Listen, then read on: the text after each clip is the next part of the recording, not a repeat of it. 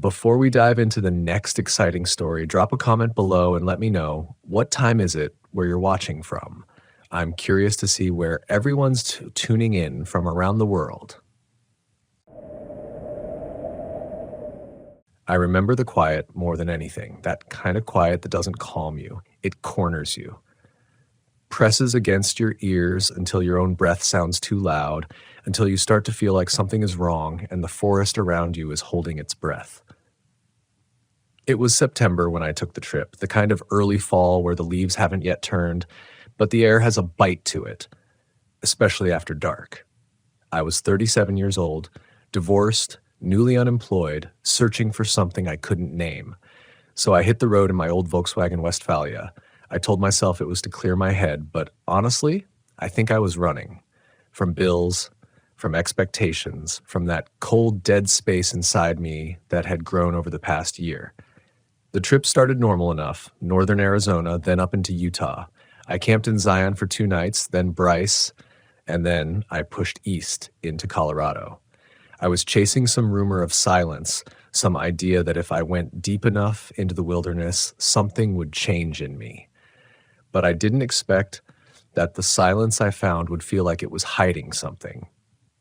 There's a campground in the San Juan National Forest, small, tucked off a dirt road about 45 minutes outside of Silverton. No ranger station, no cell signal, no electricity, just 6 primitive sites scattered between massive ponderosa pines, most of them unmarked.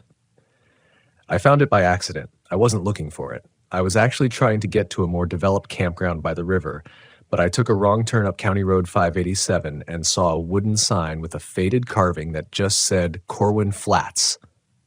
No online records. Not on Google Maps. Just there. I should have turned around, but I didn't. I remember pulling in and feeling that strange sensation in my chest. That tightness, like I was being watched, even though there was no one else there. My tires crunched over gravel, then dirt, and I parked at the 3rd site, which overlooked a shallow ravine. The sun was already starting to dip behind the peaks, bleeding orange light through the trees. I didn't hear any birds, no wind, just the occasional creak of the forest. That first night, nothing happened. Not really. I cooked some chili on my propane stove, sat in my folding chair, watched the stars come out. But I remember the way the darkness felt thicker here, heavier. I've camped in dozens of national forests. I know what night sounds like. You get crickets, owls, the rustle of small animals, but here, once the sun set, it was like the whole place exhaled and then refused to breathe again. I went to bed just after 9. Lay there in my sleeping bag in the top bunk of the Westphalia. The windows cracked slightly, and that's when I heard it. Knocking, 3 slow, heavy knocks. Not on my van, not close. It sounded like it came from somewhere down the ravine, wood on wood, or maybe wood on something else. At first I froze, my body tense, heart pounding. I told myself it was a branch falling or a deer bumping into something. But deep down, I knew better. The rhythm was too intentional. Too human. Knock, knock, knock, and then silence again. I barely slept. When I got up the next morning, I checked the area around the van. No footprints, no broken branches, nothing. The air felt colder than it should have, like the temperature dropped faster here than anywhere else. I remember stepping out with my coffee and seeing my breath, even though it was barely 50 degrees. There was dew on the grass, but none on the windshield. That struck me as odd. I didn't have an explanation for it. Around 10 a.m., a couple pulled into the campsite next to mine. Maybe late 50s, retired. Colorado plates on a Class B rig. We made polite conversation, nothing deep. They introduced themselves as Rick and Teresa. They said they'd been coming to this spot every September for the last 6 years. I asked them about the knocking. Rick's face changed. He looked away for a moment, then forced a chuckle. Yeah, this place has its quirks, he said. Just the wind in the trees. Echoes. You'll get used to it. But Teresa didn't say anything. She just looked at me with these tired eyes like she wanted to say something else, but couldn't. That look stuck with me. A knowing look. A warning, maybe. But she stayed silent. I should have left that day, but I didn't. That night, I kept the van locked. shades drawn. I didn't cook, just ate some trail mix and lay in bed with my flashlight on. I tried to listen to music but turned it off after 5 minutes. The silence outside made it feel like the songs were mocking me. Then, sometime past midnight, I heard it again. Knock, knock, knock. This time, closer. Still not on the van, but maybe 50 feet away. Down by the tree line where the shadows swam together, I grabbed my flashlight, clicked it on, and aimed it toward the sound.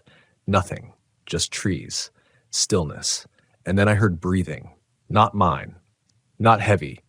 Not animalistic. Just soft, slow breaths coming from the dark. Right outside the cone of light. I couldn't move. I didn't blink. I just stayed there, frozen, waiting, listening. And then it stopped. No footsteps. No rustling. Just gone. The next morning, Rick and Teresa were gone. Their site was empty. No sign of packing. No tire tracks. Their camp chairs still out. Their firewood still stacked. Cooler unopened, like they just disappeared.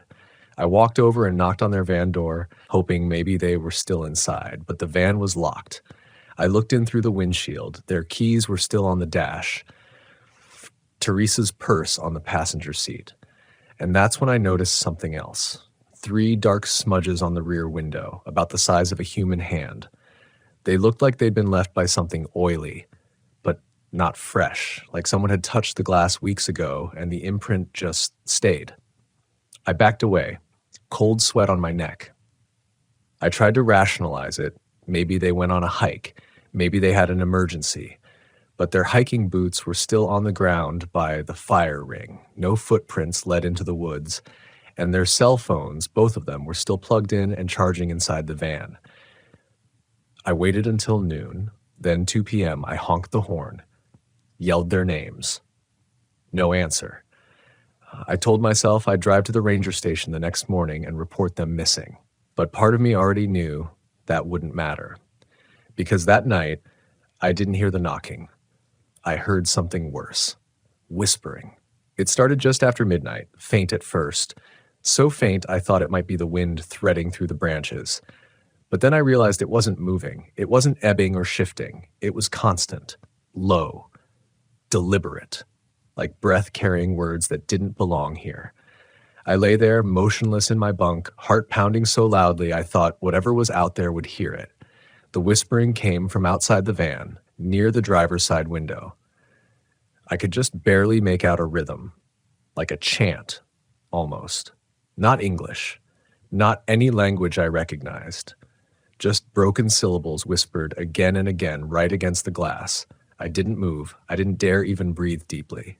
Then it stopped, abruptly. What replaced it was worse, a dragging sound, something scraping across the ground. Gravel, dirt, something heavy, maybe wet, being pulled just beyond the van's passenger side. I shut my eyes tight, fists clenched under the sleeping bag, praying it was a dream. But the sound continued, slow, irregular dragging. Then, silence again.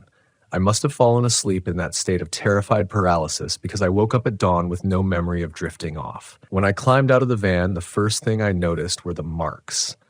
Drag marks in the dirt, arcing past my van and into the tree line behind what had been Rick and Teresa's site. I followed them maybe 15 feet before my chest seized and my breath caught. Footprints.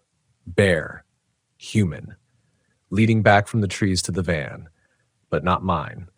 They were too wide, toes spread like someone had been walking barefoot through wet mud. Only there hadn't been any rain. And there was something else. All the birds were gone. I hadn't realized until that moment. No cause, no rustling, just stillness. Again, like the forest was afraid to speak. I didn't pack up right away. I don't know why. I think fear messes with your mind that way. It tells you to stay where you are because at least where you are is familiar. The unknown, even when it's your salvation, feels like a trap. So I made coffee. I sat in my van, windows up, doors locked, engine off, and just listened. Around 8 a.m., I heard an engine. Relief washed over me like a flood. A silver pickup appeared at the far end of the access road, a Forest Service truck. The man who stepped out wasn't wearing a ranger uniform, though. Just jeans and a Carhartt jacket with an old U.S. Forestry badge stitched above the chest pocket. He walked toward me slowly, deliberate, like he already knew what I was going to say. "You all right?" he asked. I opened my window halfway. "There was a couple here yesterday. In the Class B, Rick and Teresa. They're gone. They left everything behind." He nodded. Not surprised, not confused. "Y'all should move on," he said. "This area, it doesn't hold people right. Sometimes it lets them in, sometimes it doesn't let them go." That stopped me cold. I stared at him, waiting for some kind of smirk. Some sign that he was joking, but his face stayed stone flat. He had crow's feet, deep ones, and eyes like glass, reflective, but nothing behind them. "You know about this place?" I asked. He looked toward the woods, his mouth opened slightly, then closed, like he was about to lie, then decided against it. "Corwin Flats wasn't to be on any map," he said. "There was a town here long time ago. Mining camp before Silverton even existed. 1870s. A dozen cabins, a church. Then people started vanishing, one by one. They blamed the Utes, then the forest, then each other.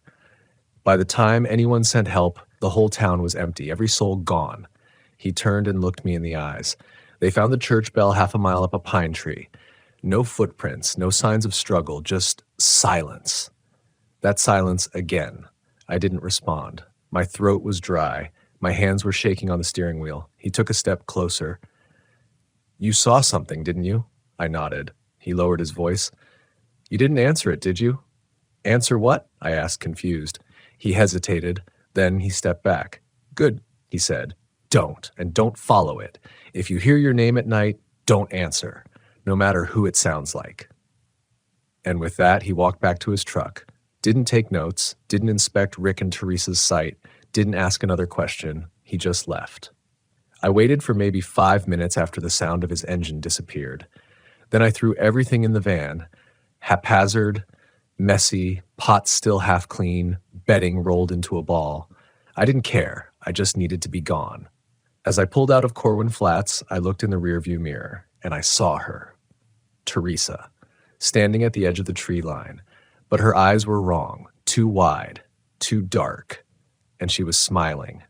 Not like someone happy to be found, but like someone who had already decided you were next. I didn't stop. I didn't even slow down.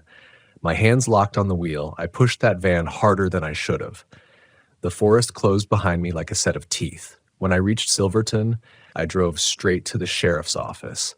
Tried to report the missing couple, gave names, descriptions, even showed photos I'd taken on my phone that morning, photos of their van, their campsite. But when the deputy brought me into the back room to look at the photos, they were gone, not just Rick and Teresa. Their van, their chairs, their cooler, even their fire ring. Nothing in the images but dirt and empty forest. I checked the timestamp, same morning, 7:42 a.m.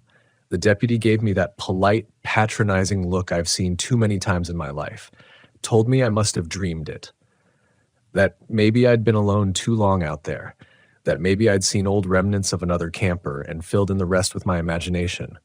But I know what I saw. I know what I heard. That night in the Silverton RV park, I kept all the lights on in my van. I didn't sleep, not even a minute. I kept hearing things, faint whispers, just under the frequency of reality. I kept telling myself it was tinnitus, nerves, sleep deprivation. But then I got the text. It was from an unknown number. Just 3 words. "Did you hear?" I didn't reply. I couldn't. I turned off my phone and drove all the way to Durango by sunrise.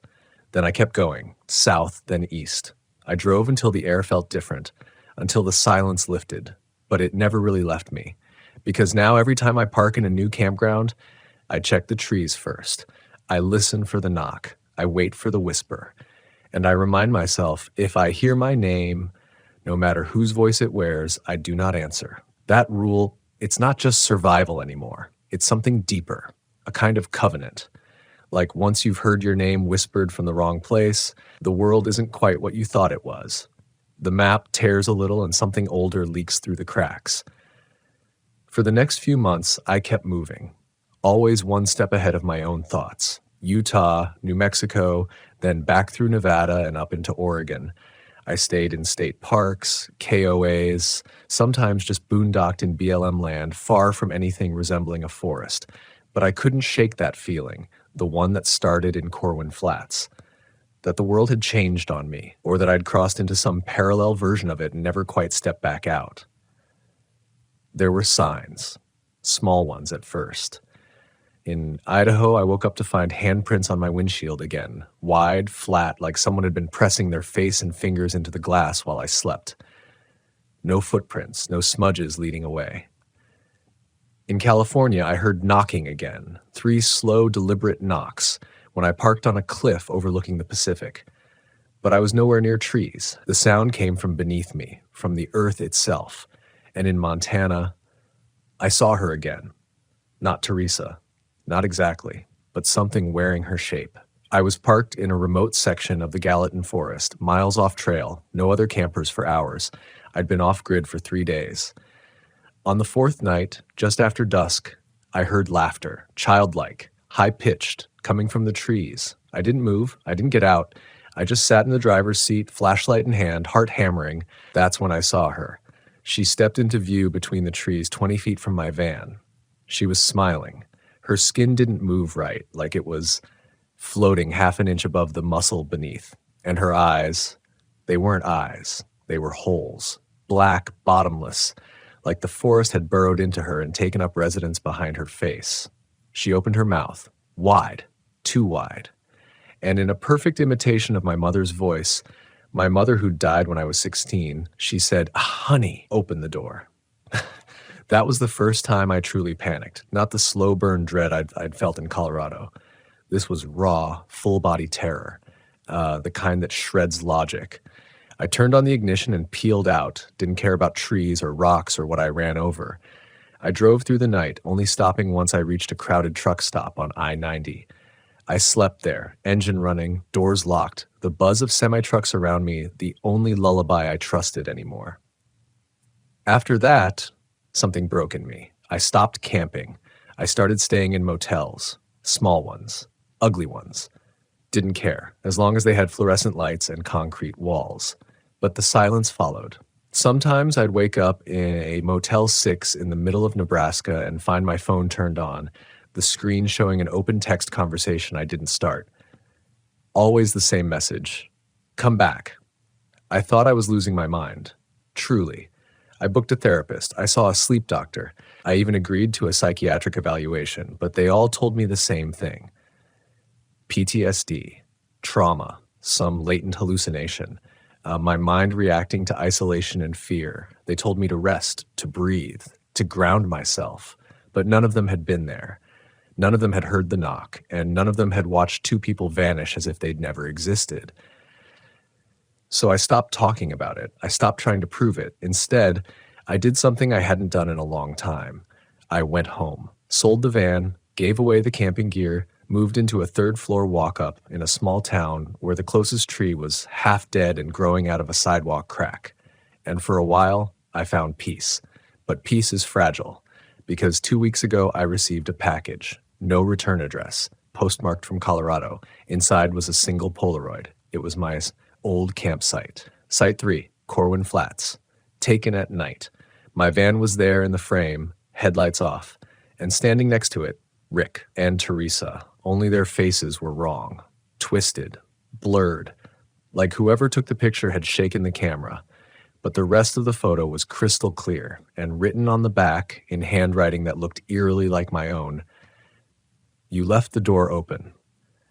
I don't remember taking the photo. I don't remember ever going back, but something deep in me stirred when I touched that picture. Like part of me had gone back, or never really left. I burned it in my kitchen sink, watched the edges curl, the plastic blister. But even as the flames devoured it, I swear, I heard the knock.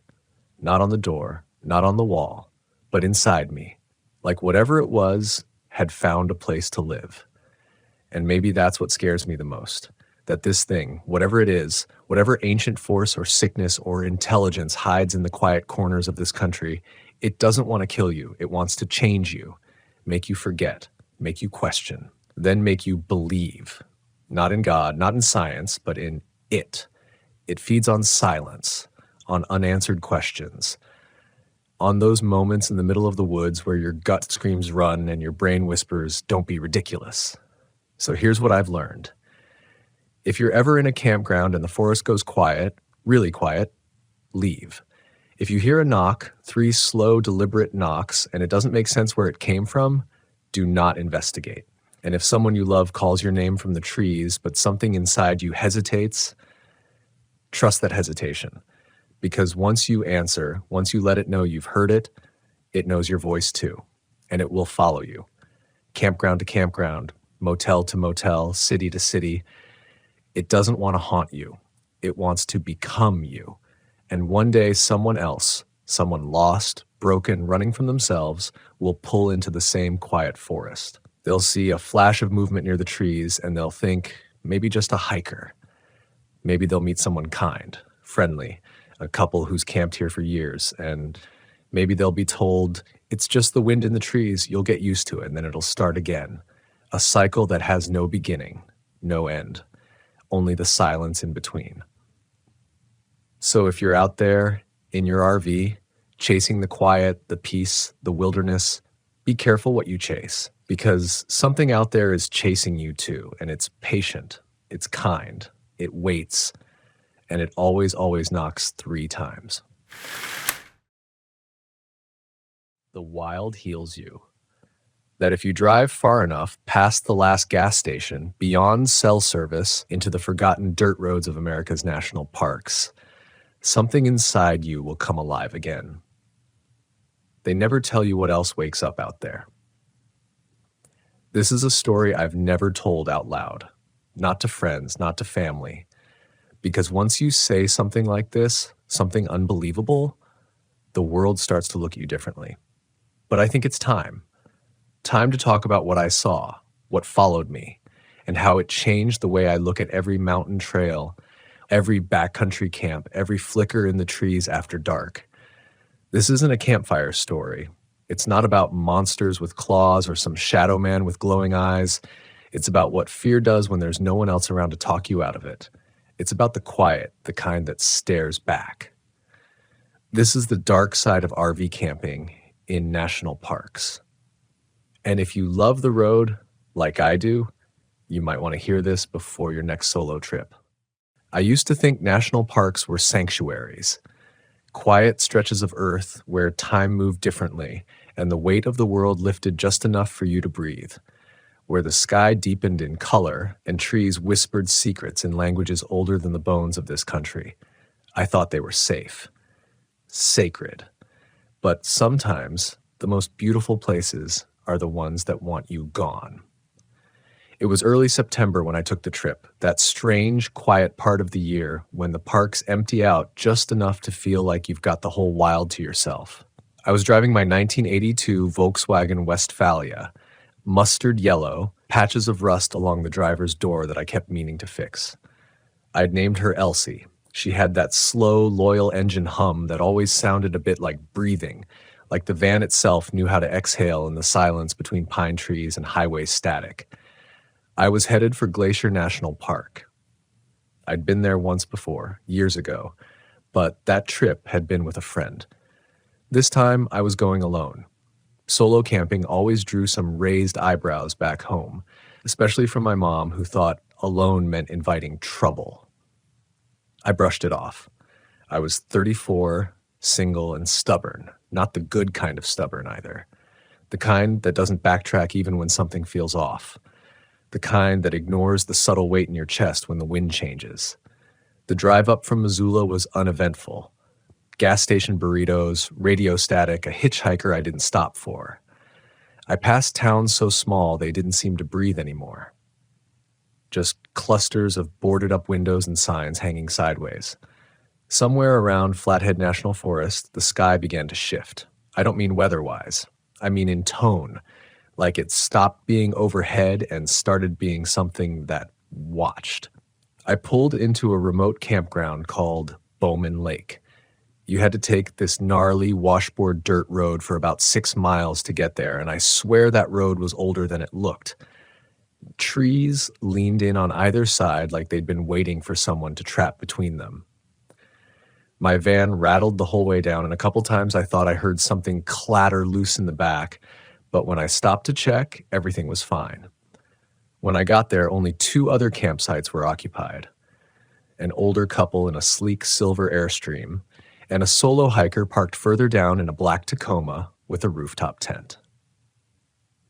We all gave each other that polite nod campers do, just enough to say, "I see you," but not so much that it invited real conversation. I backed Elsie into a shaded corner of the lot, set up my chair, and let the quiet settle around me like a second skin.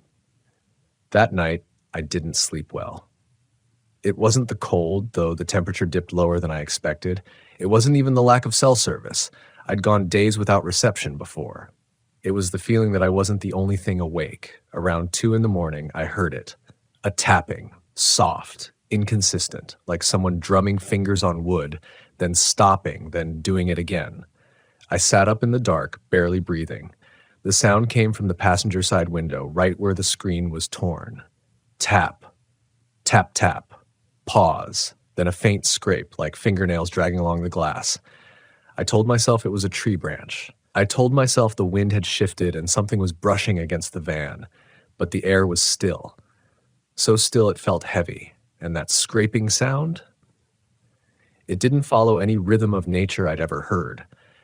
I sat there for a long time, holding my breath in the dark, every muscle in my body locked into place. Eventually, the sound stopped. I didn't sleep, just waited for the sky to lighten through the cracks in the curtains. The next morning, I checked around the van. There were no branches anywhere near that side. Nothing that could have tapped or scraped the window. Just old pine needles, a few scattered rocks, and the faintest impression of something in the dirt. Not a footprint. More like an absence. As if something had leaned against the earth without quite belonging to it. I didn't mention it to anyone. The Airstream couple was already gone. The guy in the Tacoma was hiking, his truck sealed up tight. I told myself I was being paranoid, that I'd imagined it. I even laughed a little out loud just to make the fear feel smaller than it was. That's the thing about camping alone. The stories you tell yourself matter more than what's actually true. I stayed another night. I shouldn't have. I built a fire early, trying to make the shadows seem less tall. Read a paperback I didn't care about. Drank 1 too many beers and pretended I wasn't listening for sounds that didn't belong. But around midnight, the temperature dropped fast, like someone had pulled the warmth straight out of the air. The fire went out quicker than it should have. Not choked. Snuffed. Then the knocking started again. Not tapping this time. Knocking. Slow, deliberate knocks on the back panel of the van. 3 of them. I froze. My breath caught somewhere between lungs and mouth. Every hair on my arms stood up like they were trying to flee my skin.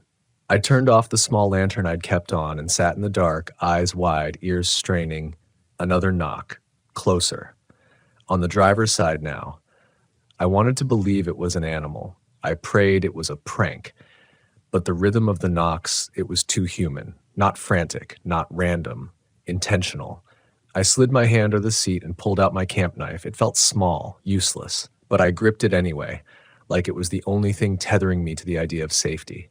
I sat there in silence for what felt like hours. I didn't open the curtains, I didn't move, and slowly, the sound stopped. Just stopped.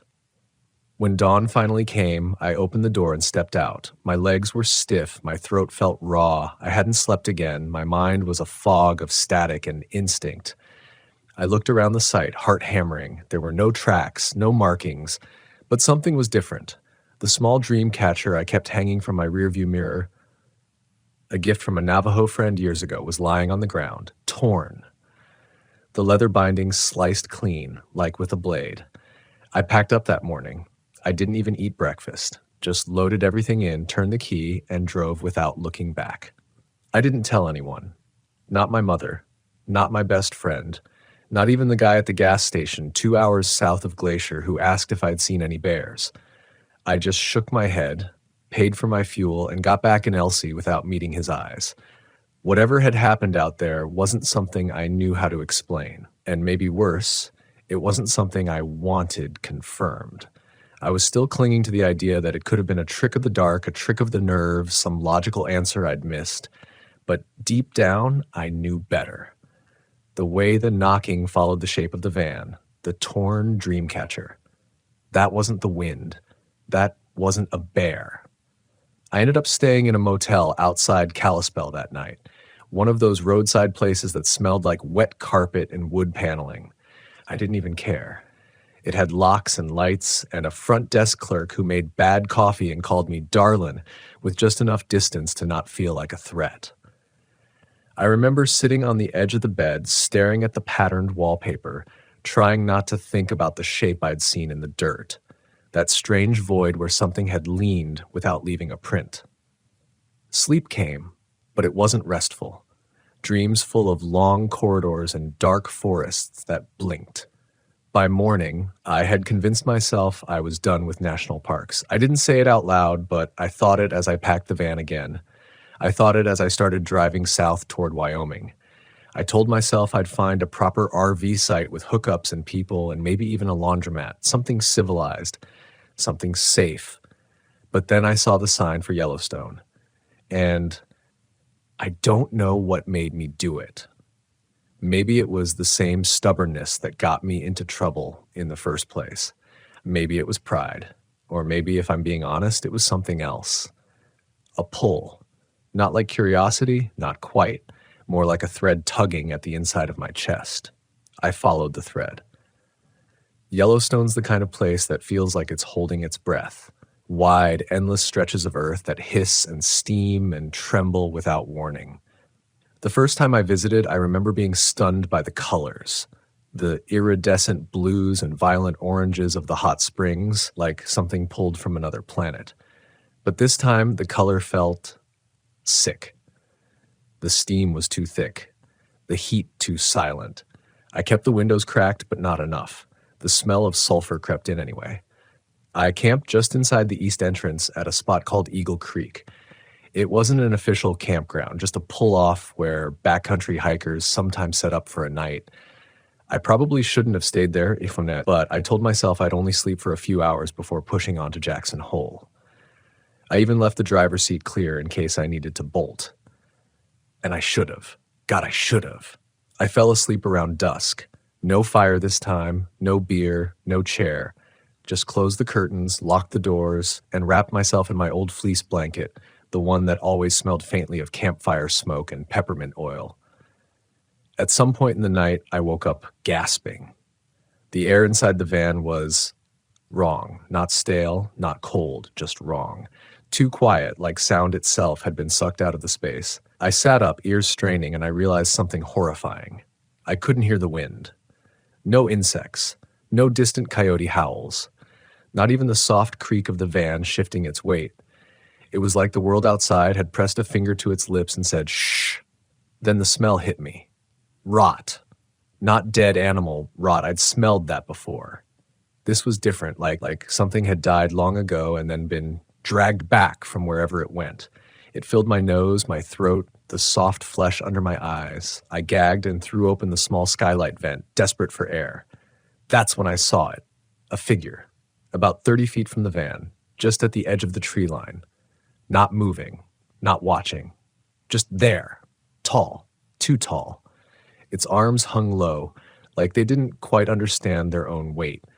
The head was tilted at a strange angles for us, as if it had been listening to something I couldn't hear. It didn't glow. It didn't shimmer.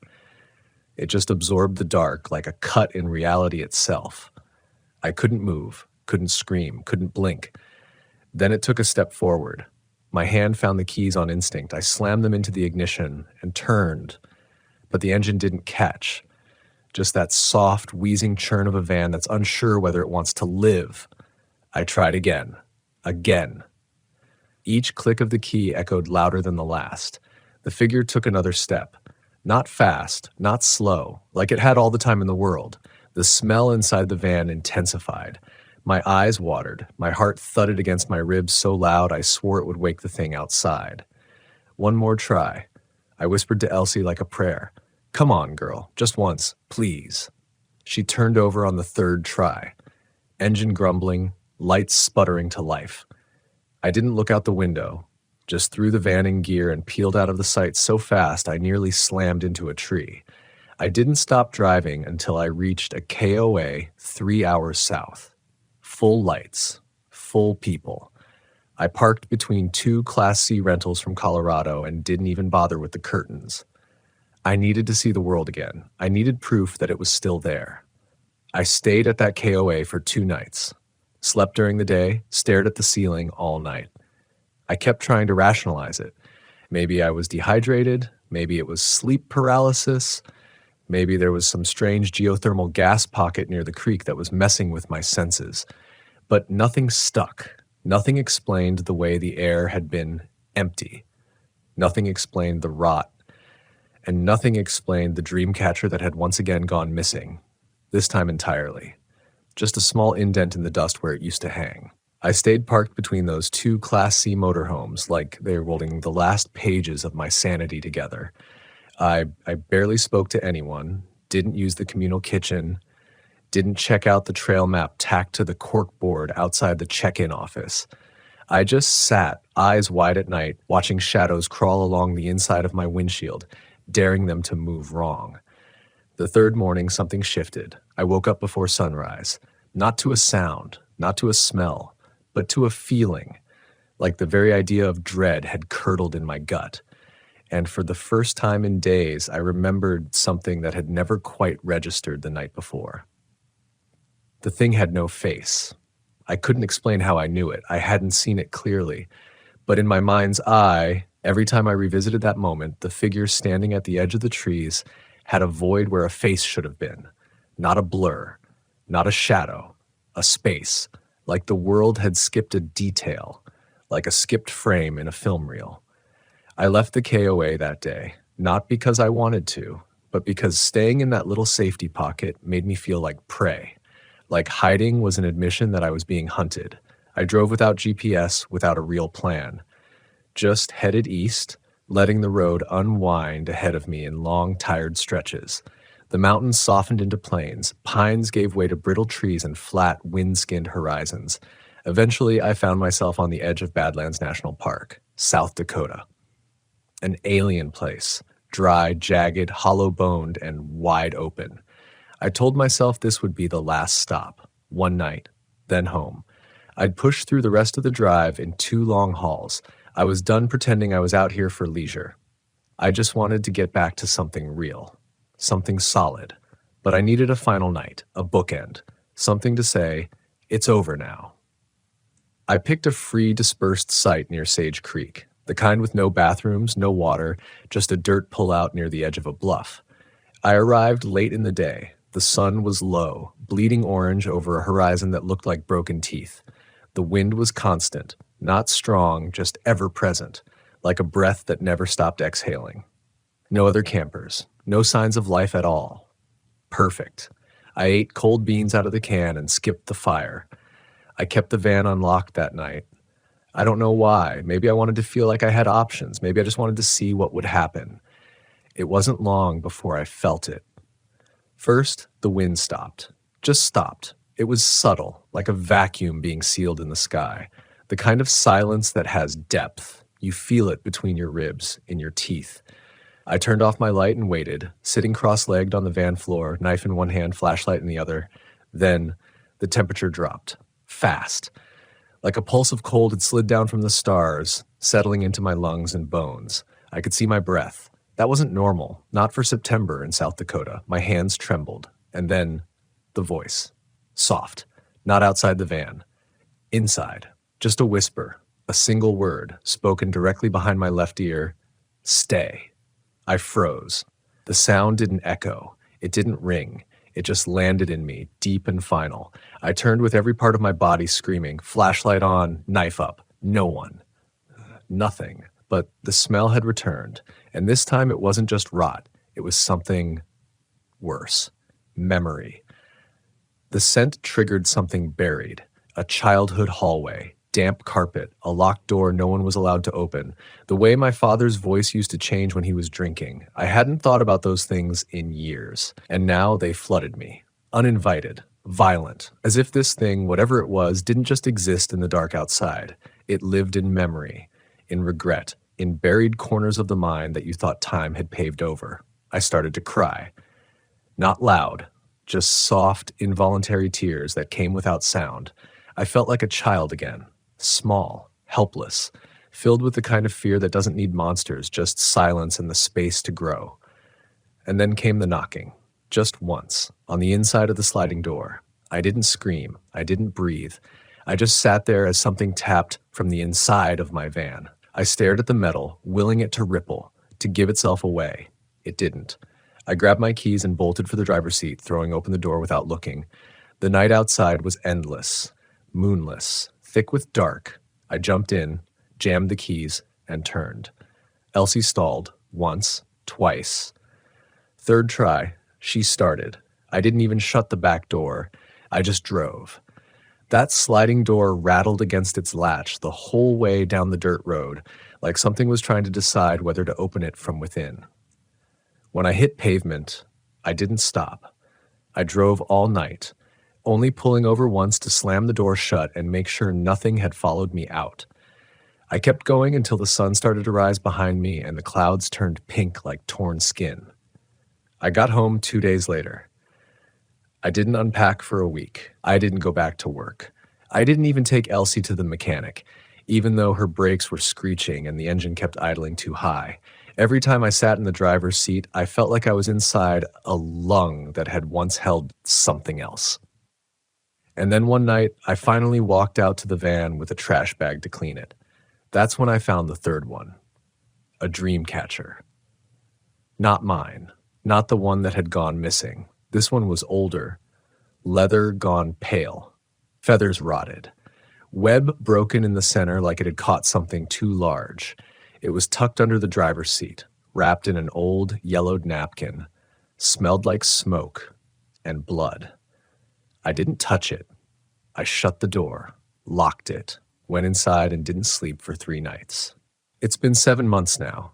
Elsie sits in my driveway under a blue tarp that doesn't quite reach her back wheels. I still haven't touched the dream catcher. Every few weeks I think about opening that door again, taking it out, burning it maybe, giving it back to the earth or the wind or whatever nameless thing it once tried to trap. But I don't. Not because I'm scared of it, though I am, but because I've started to understand something I never asked for and can't unknow. Some places remember you. Some places carry the shape of your fear like a footprint in wet dirt, waiting for your return. And some things out there in those wide, empty lands where the sky weighs heavy and the dark is deeper than memory, they recognize the echo of someone who once saw them, even for a second. They remember the ones who ran. I haven't been back to a national park since. I still think about it, though. The open road, the early mornings with the van windows fogged up and the sound of a jet boil hissing to life, the smell of pine, the feeling of being away from bills, from city noise, from the crushed rhythm of routine. That part never left me. It haunts me in a different way, but now, when I feel the itch to return, I hear that voice again. Soft, close, stay. Not like a warning, like a command. I used to think fear was loud, panic, screams, slamming doors, but that's not real fear. Not the kind you meet when you're truly alone in a place untouched by light, where your phone is dead and the nearest help is a vague red dot on a ranger map. Real fear whispers. It asks questions you don't want answered. It shows you mirrors you didn't know were there. It reaches into the soft, hidden parts of your memory and pulls out the worst of what you thought you'd buried. Fear doesn't chase you, it waits. And it waited for me. From Glacier to Yellowstone to the Badlands, it changed shape, changed voice. It never needed a face. It just needed the right silence to echo inside. Looking back, I realize I was never alone on those trips. Not really. And not in the obvious way. Not, there's a man in the woods alone. I was followed by something older than names. Something that only reveals itself when you believe you're safe. That's the lesson no one tells you about solo RV camping. The national parks brochures show you elk and geysers and friendly chipmunks, but they don't show you what happens when the sun goes down and the last fire dies and there's no one but you and the dirt and whatever stories the ground still remembers. They don't show you how thin the skin of safety really is. or how close you come to tearing through it. I used to laugh at the warnings. The articles that said, don't camp alone, don't go off-grid without telling someone, don't trust the dark.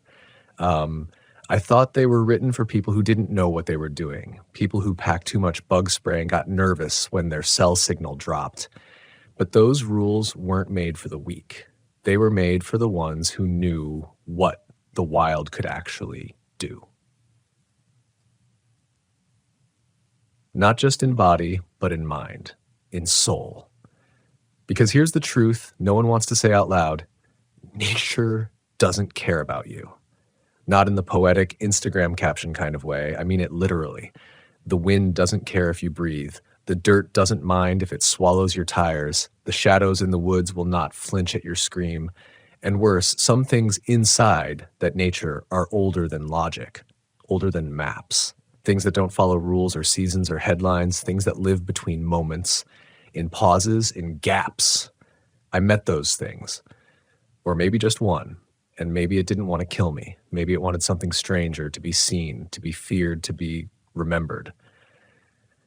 And I do, every day. Even now, writing this, I feel its breath on my neck. Not warm, not cold, just present. I leave lights on in the house now. I keep salt by the door. I burn sage when the wind shifts wrong. I don't believe in superstitions, but I also don't believe in coincidences anymore. Somewhere in that wide open dark, something watched me. And it did not forget. And the truth, I don't want to forget either. Because buried in all of that, the horror, the panic, the silence, there was clarity. The kind that only comes when you're on the edge of something you don't understand. I saw myself out there, stripped of distractions, stripped of pretense. Just a soul in a steel box rolling across land that never asked for me. I saw my own fear take shape, not just in what followed me, but in what I brought with me. Old wounds, old ghosts, regret, guilt, and silence. Maybe that's what it fed on, or maybe that's what it was always made of. I won't pretend to be brave. I still flinch when I hear a knock on the wall.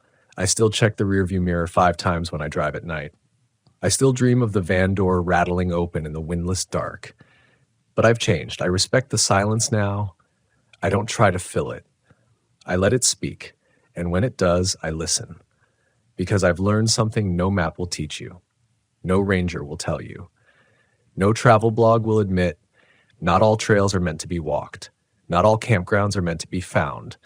And not all things in the wild want you to leave. Some want you to stay forever. It started with the wind, not a storm, not a howl, just wind. The kind that sounds like it's thinking, the kind that slips under your skin and whispers that something's not quite right.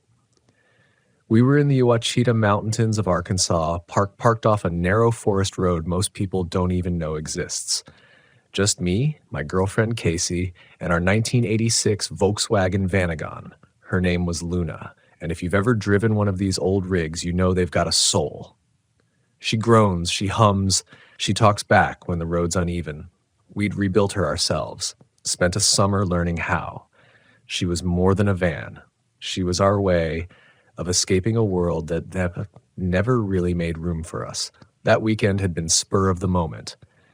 Casey had just finished a brutal month working nights at the hospital. I'd been freelancing from home, losing more hours to screens than I'd like to admit. We needed something that felt real again. We found a spot 30 miles deep into the forest, a clearing near an old creek bed, flat enough to pitch a tent and just wide enough for Luna to rest under the pines. No cell service, no other campers, just the quiet stretch of a long-forgotten trailhead behind us and the endless hush of the woods ahead. The first night was cold but beautiful. You know the kind. Stars so bright it feels like the skies cracked open. We made chili over the camp stove, sat by a little fire, talked about nothing important.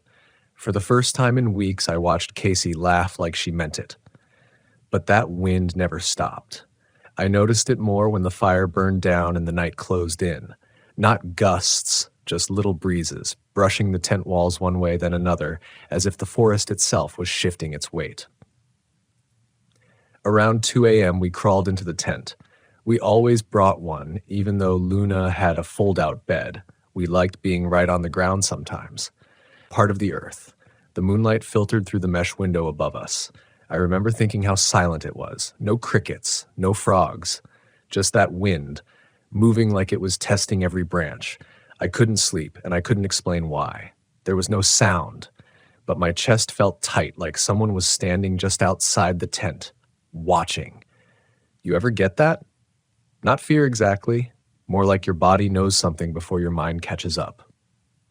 Casey was already asleep, breathing soft and even. I didn't want to wake her, so I lay there, eyes open, trying to convince myself it was nothing.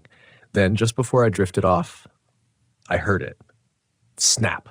Not loud, not close, but deliberate. Wood doesn't just snap like that on its own. It didn't sound like wind. It sounded like weight, like something big had stepped on a fallen limb. I held my breath, listened. Nothing.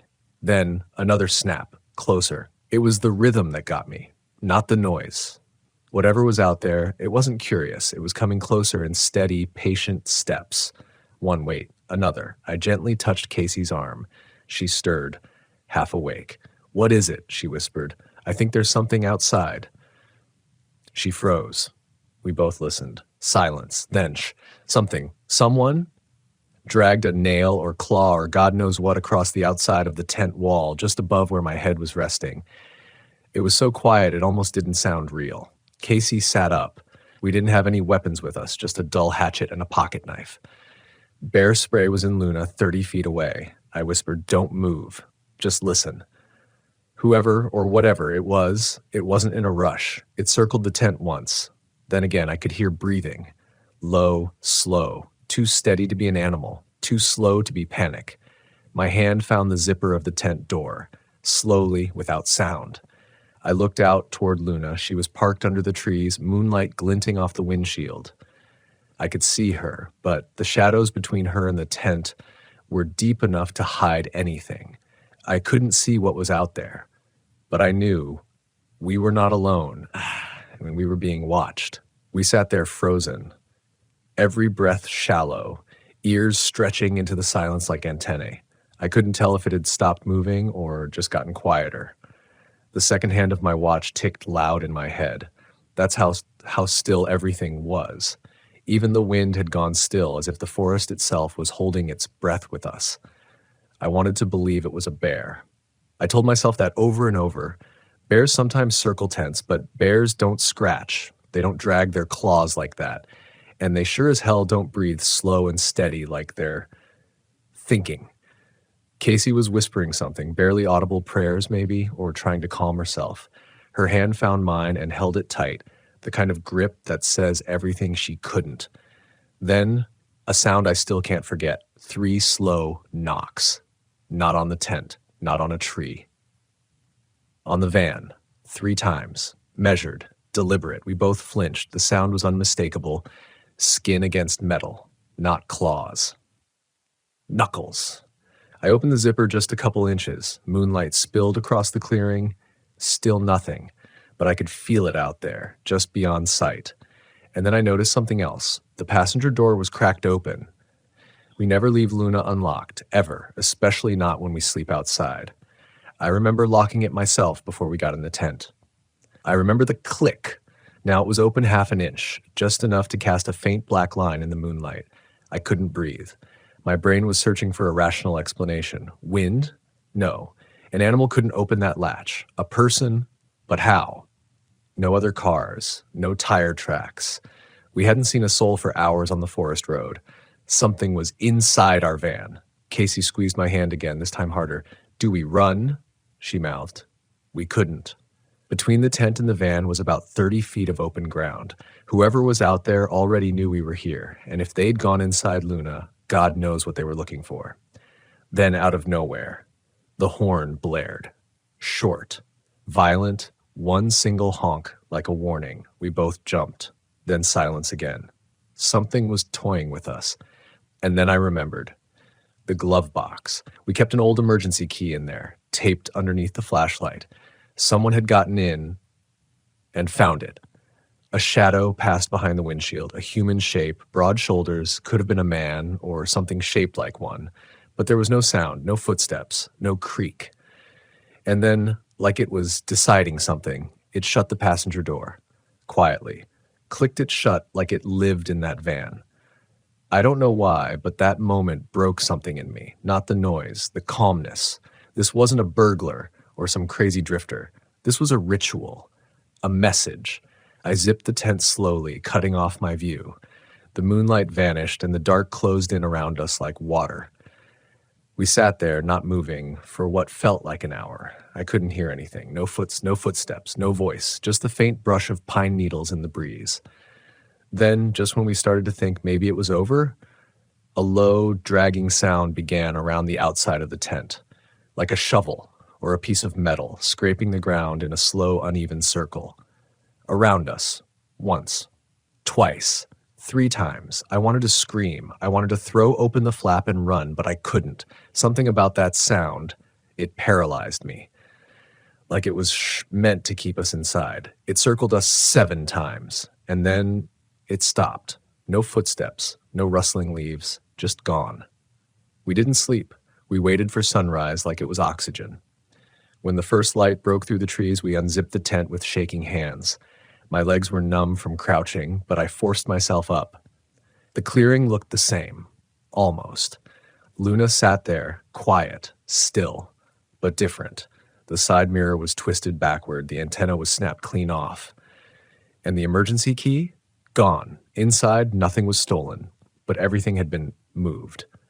The glove box was open, the flashlight was sitting on the driver's seat, turned off, the rearview mirror had been adjusted, and most unsettling of all, our Polaroid map was torn in half. We used it to mark every place we'd camped.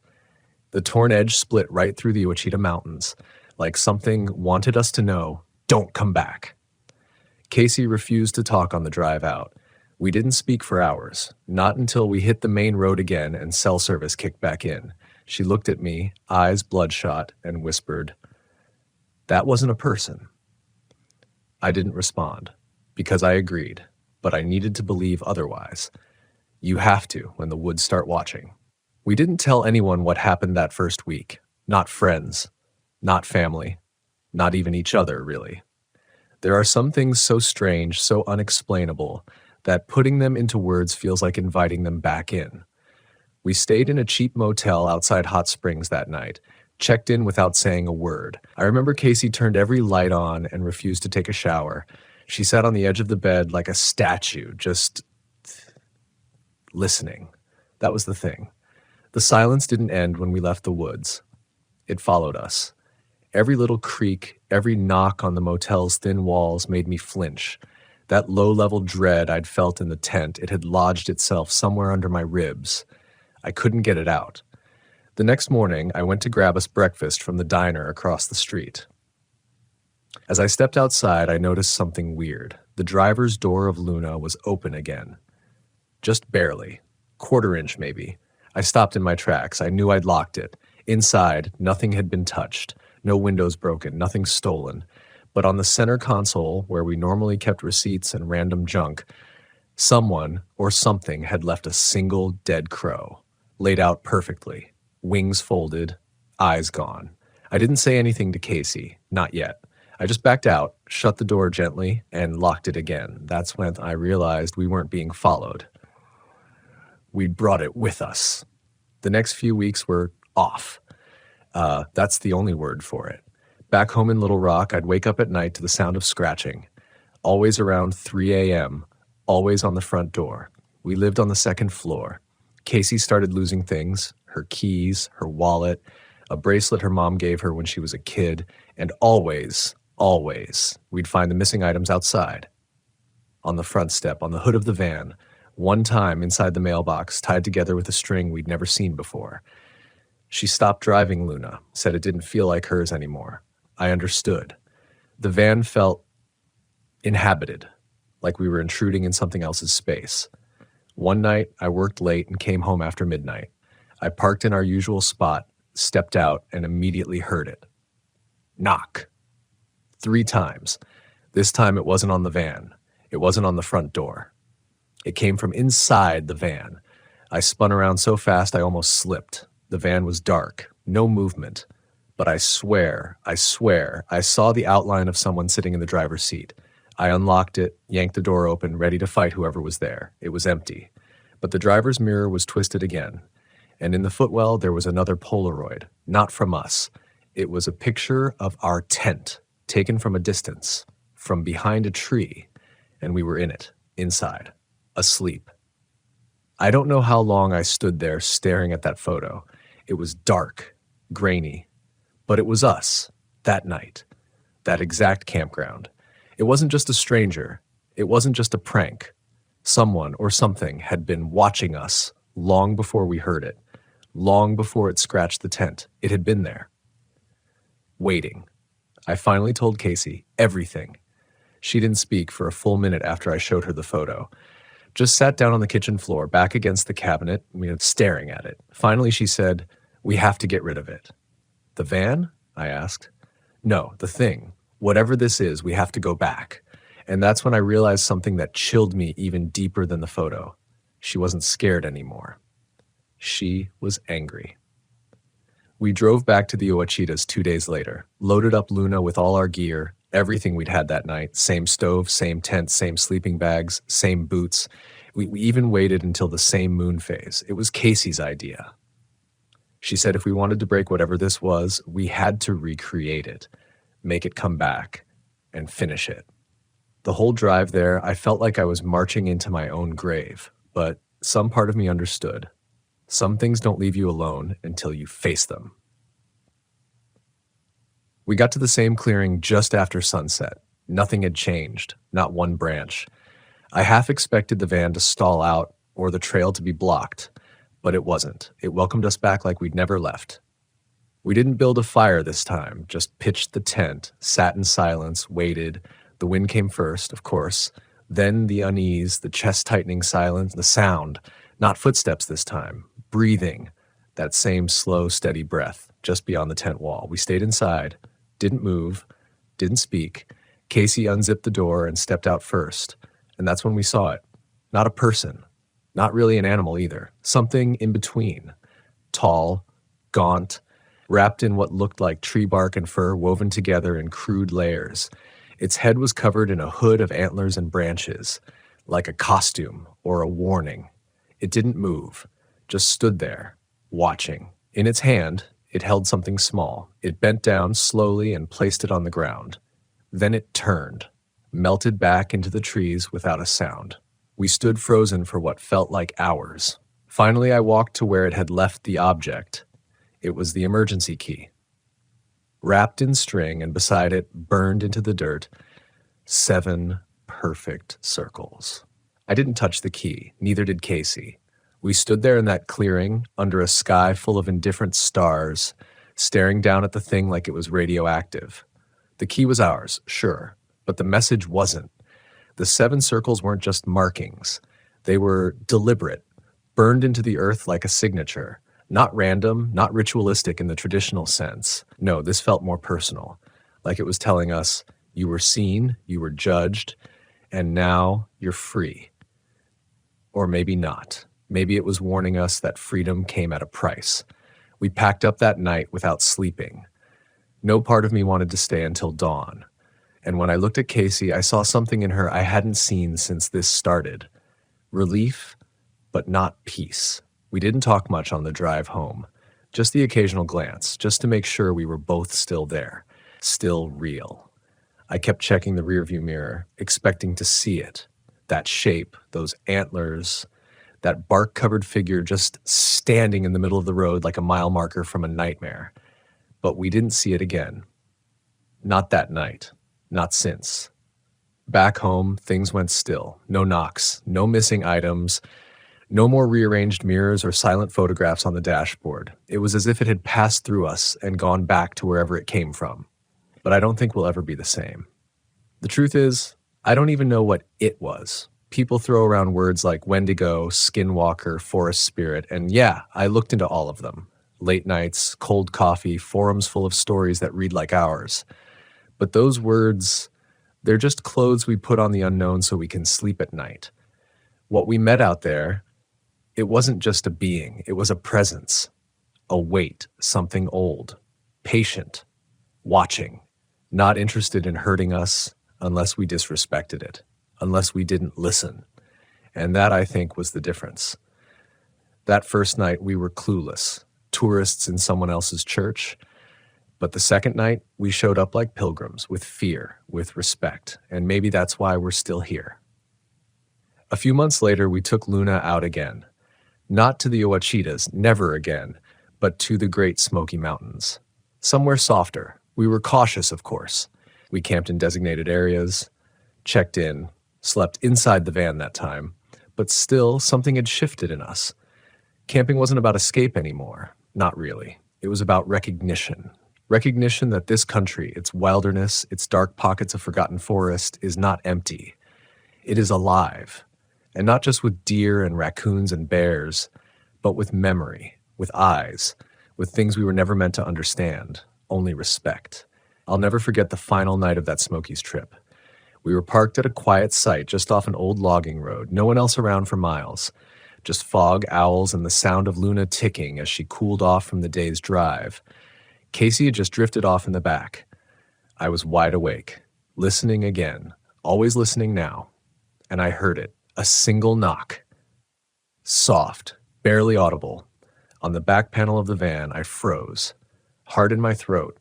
I waited, but nothing followed. No footsteps, no breath, no circles. Just that one knock, like a memory reaching through the metal, like a reminder. I didn't get out, I didn't look, I just whispered, "We remember." And eventually, I slept. I think about that first trip a lot, the fear, the confusion, the crawling sense that we'd stumbled into something ancient. But more than that, I think about the choice we made, to go back, to face it. Not because we wanted to play hero, not because we had something to prove, but because deep down, some part of us knew. You don't outrun the woods. You earn your way out by returning, by listening, by respecting the silence that answers when you ask too many questions. Sometimes I think about people new to camping, the weekend wanderers, the couples with the shiny new sprinters and Instagram filters and matching enamel mugs. I wonder what they'll do when the fire goes out and something starts circling their tent. Will they hear it? Will they feel it? Will they treat it like another creepy story? Or will they understand the way we did too late that not all stories are fiction? That sometimes the woods aren't haunted. They're just waiting to see who you are, waiting to decide if you get to leave. I still have the torn map, the one that was split right through the Ouachitas. I taped it back together, hung it above Luna's bed like a wound that healed but left a scar. Every time I look at it, I remember those circles, the key, the silence. And I wonder how many other people out there have heard the knocks. How many woke up and saw the door cracked open, the mirror moved, how many walked away, and how many didn't. I don't think I'll ever forget the feeling of stepping out of my RV that first night in the desert, just north of Chloride, Arizona. You hear people talk about silence like it's some kind of peace, but that wasn't peace. That was a silence that waited, like something listening for you before it made itself known. I'd been traveling solo since March. After a divorce that cut me clean in half and a job that stopped feeling like a purpose and more like a cage, I cashed out, bought a used Winnebago with over 100,000 miles on it, and hit the road. I told myself I was chasing clarity. I didn't know then that clarity has its price, and sometimes it demands a pound of flesh before it gives you anything real.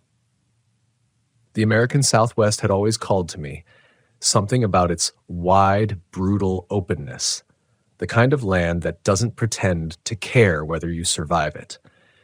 I'd read about the ghost towns, those mining settlements that had boomed and collapsed over 100 years ago, now left to blister in the heat and sand like they were ashamed of the lives they used to hold. That first night in Chloride was supposed to be a layover, nothing more than a place to rest the wheels, cook up something canned, and get back on the road by sunrise. But as I pulled into the gravel patch on the edge of what used to be the town center, I felt watched. Not in the paranoid, someone's following you way. More like I had walked in on something private, something that didn't appreciate the interruption. There was no reception. My phone flickered and died in the first 5 minutes, and the GPS froze somewhere near Kingman. But I was used to that by now. In fact, I kind of liked it. No messages, no reminders, just the stillness of the open land. But this time, that stillness wasn't comforting. The sun had dropped fast, like it was trying to get out of there, too. Desert sunsets are supposed to be beautiful, right? Pink-orange clouds, horizon that stretches forever. But that one, it felt like a warning. The light didn't fade so much as flee. By the time darkness settled in, the wind had picked up, dry and whispering through the brittle brush. I walked a short distance from the RV to stretch my legs and get a look at what was left of Chloride. Old wooden structures barely standing, signs bleached blank by the sun, rusted-out tools half buried in sand like bones. There were things that didn't belong, like the doll's head sitting neatly on the windowsill of a caved-in shack, or the metal swing set still intact, swaying slow in the wind, even though the air had gone still the moment I approached. That was the first time I noticed the sound. It wasn't loud. That's what made it worse. A kind of tapping. 3 taps. Then nothing. Then 3 again. Not rhythmic, not mechanical. Almost like someone tapping their fingernails against wood from the inside of something. I tried to laugh it off. Wind, maybe. Or an old pipe creaking. But I couldn't quite place the direction it came from. It moved. Or felt like it moved. I backed away, paced slow, eyes scanning the windows of the dead buildings. I knew I wasn't supposed to feel afraid. I mean, fear is for the unprepared, right? But the desert doesn't care what you think you know. And the ghost towns, well, they carry more than just the weight of what used to be. I turned back toward my RV. But it wasn't the same. Something was off. The side mirror, which had been angled slightly down to reflect the rear tires, was now pointed directly outward. I hadn't touched it.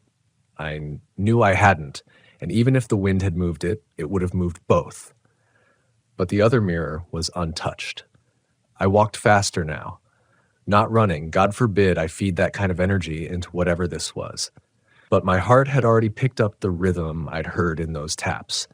Inside the RV, everything was exactly where I left it. Except for one thing. A photo, tucked inside a drawer near the sink, of my brother and me when we were kids, sitting on the steps of my grandfather's cabin in Wyoming. It had been in that drawer since Utah, folded, out of sight. Now it was sitting in plain view on the kitchenette table, perfectly centered, like it had been placed there. I froze. The air inside the RV was colder than it had any right to be. Not cool. Cold, like a fridge door left open too long. I touched the walls. Dry. No condensation.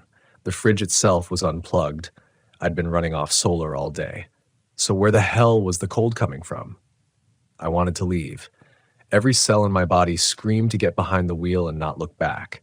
But another part of me, the part that had come out here to lose everything so I could find something true, that part said, stay. Face it. I locked the RV door, pulled the curtain, and turned on every light I had. That night, sleep came slow and broken. I kept hearing the taps, always in 3s, always just as I began to drift off. I started counting them. Sometimes they came from the back of the RV, sometimes from beneath it. Once, I swear to God, from inside one of the cabinets. But I checked over and over, nothing. Empty. And then, around 2:17 a.m., I heard the voice. Faint, a whisper so thin I couldn't tell if it was real or just the last stage of exhaustion. It didn't say my name. That would have been too easy, too clear. It just said, not yet, like a warning or a promise. I sat bolt upright, breathing heavy, pulse so loud I couldn't hear anything else. I grabbed the flashlight and scanned the windows. Nothing. No movement. But when I turned, the photo was gone. I didn't sleep after that. I just sat back against the RV wall, flashlight in hand, waiting for morning like it owed me an explanation. When the sun finally rose, it didn't feel like relief. It felt like escape. I opened the RV door, stepped out, and looked around, expecting to see signs that something had happened, footprints, disturbed sand, anything. But there was nothing. Just the same, dead silence. Until I turned toward the shack with the doll's head. It was gone. The whole shack. Gone. Like it had never been there. I walked the entire site. I remembered exactly where it had been, the tire marks leading up to it, the small cactus at the corner. But where it once stood, there was only flat earth. Undisturbed. I should have left right then. I should have gunned it out of there, driven straight for pavement and cell signal and noise. But I didn't, because deep down, something in me knew. This wasn't just one ghost town. This was all of them. Connected. And whatever had followed me out of Chloride, it wasn't done yet. I left Chloride just before noon. I didn't say goodbye to the place. That kind of place doesn't deserve your manners. But I did glance in the rearview mirror as I pulled away, just once, and I swear, for half a second, I saw the shack again, the one that had vanished. It was there, flickering like heatwave distortion, and then it was gone. I didn't stop until I reached a small desert town called Rhyolite, just over the Nevada border. Another ghost town, this one half museum, half haunted memory. I told myself I was there to see the Bottle House or the old train station. But the truth, I couldn't bring myself to go back to normal campgrounds. Something about the emptiness of the abandoned towns made the fear feel honest. I parked near the ruins of the old bank, windows blown out, roof sagging like it had taken a long, slow breath and never let it go. There were other RVs parked in the distance, but I didn't approach them. People tend to ruin the silence in the wrong way. The wind was steady here, not whispering like in Chloride, just dry and constant, like it was trying to erase everything one grain at a time. By evening, the feeling was back. Not fear exactly, not yet, just that shift in air pressure, that quiet tightening of the skin across the back of your neck, like something was weighing the idea of showing itself. I tried to sleep early. I cooked some lentils, forced myself through a few pages of a paperback I'd picked up in Sedona, and lay back on the thin mattress, watching the vent fan spin above me. But there was a sound again, different this time. Not tapping, breathing, soft and shallow, like someone trying not to be heard. And it wasn't inside the RV, it was outside, just below the window.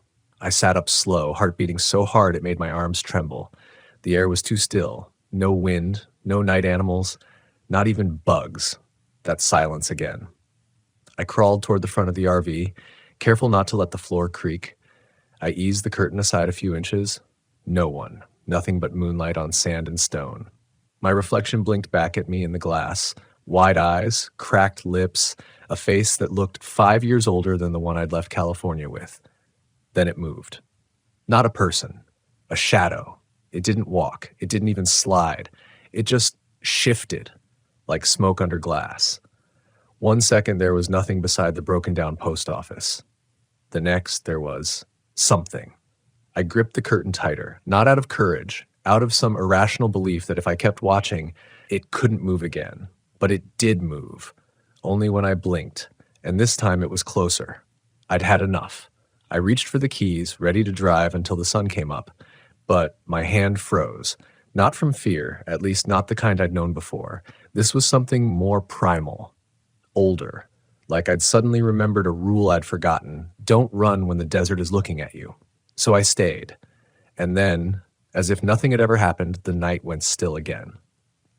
Like it had blinked back at me and decided to wait. The next morning, I found footprints, not in the dirt, not in the sand, but on the inside of my windshield. Small, narrow like a child's. They weren't dusty or muddy, just faint impressions in the condensation from my breath overnight. 4 steps, then nothing. I stood outside for a long time, trying to breathe through it. The dry heat stung my lungs, but at least it reminded me I was still real. I told myself it could have been me. Maybe I touched the inside glass without thinking.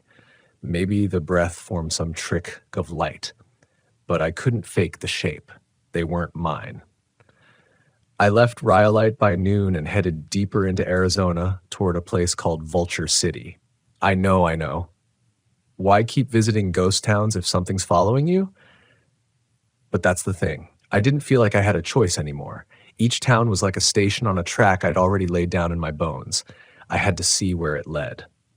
Vulture City was hotter than any place I'd stayed. You don't realize how the sun can ache until you try to breathe in it. The gravel crunched differently under my boots, more brittle, like the land itself wanted to crack. There was a feeling in that town I hadn't felt before. Not dread, not the silence, shame. I can't explain it well. But the buildings here didn't feel empty. They felt humiliated.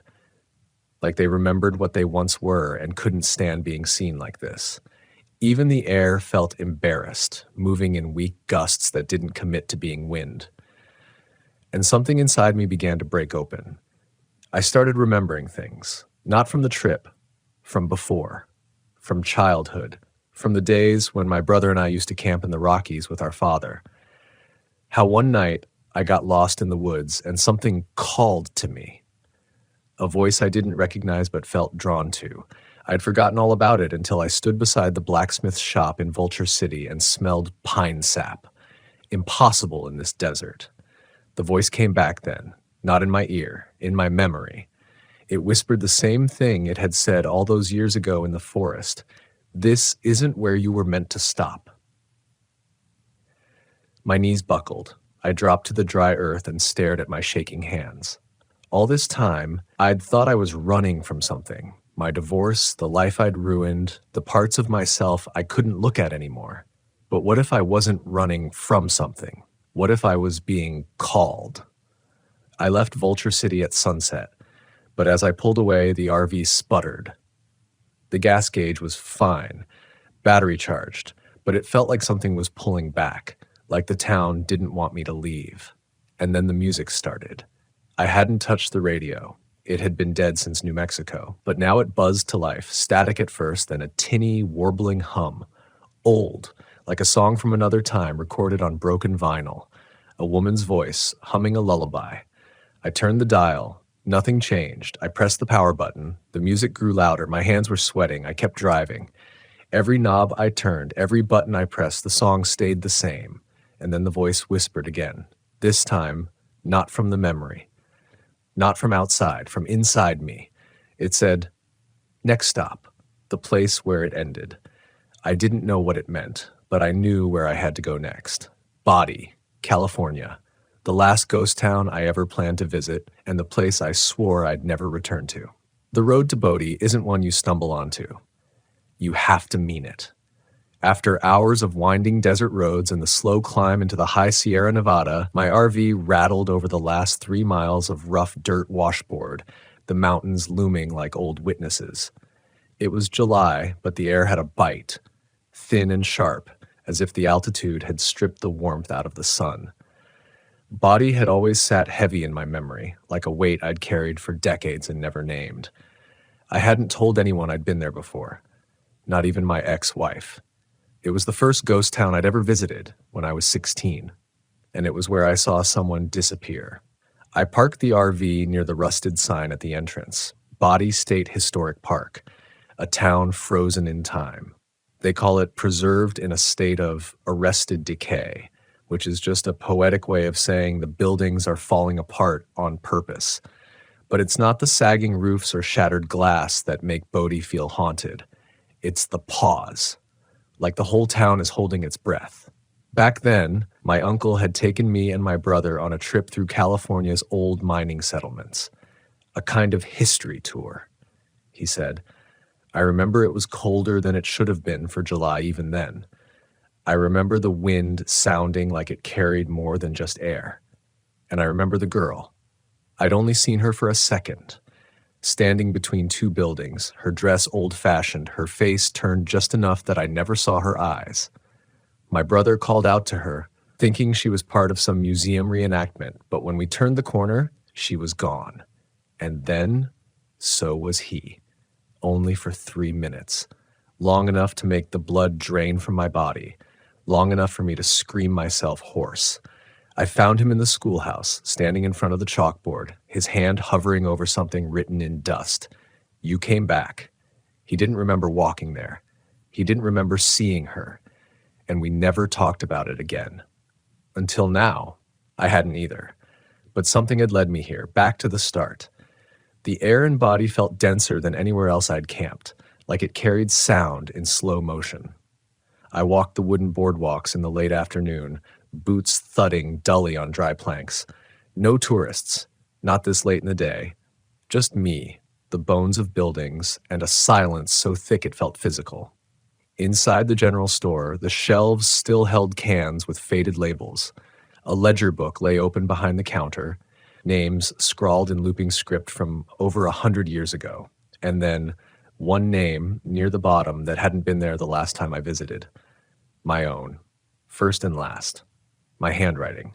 I stepped back, heart pounding. The light through the dusty windows shifted, and for a moment I saw movement outside. A flicker, a shape. The girl again, still 16, still standing between two buildings. She hadn't aged. Not a second. And when she turned this time, I saw her eyes.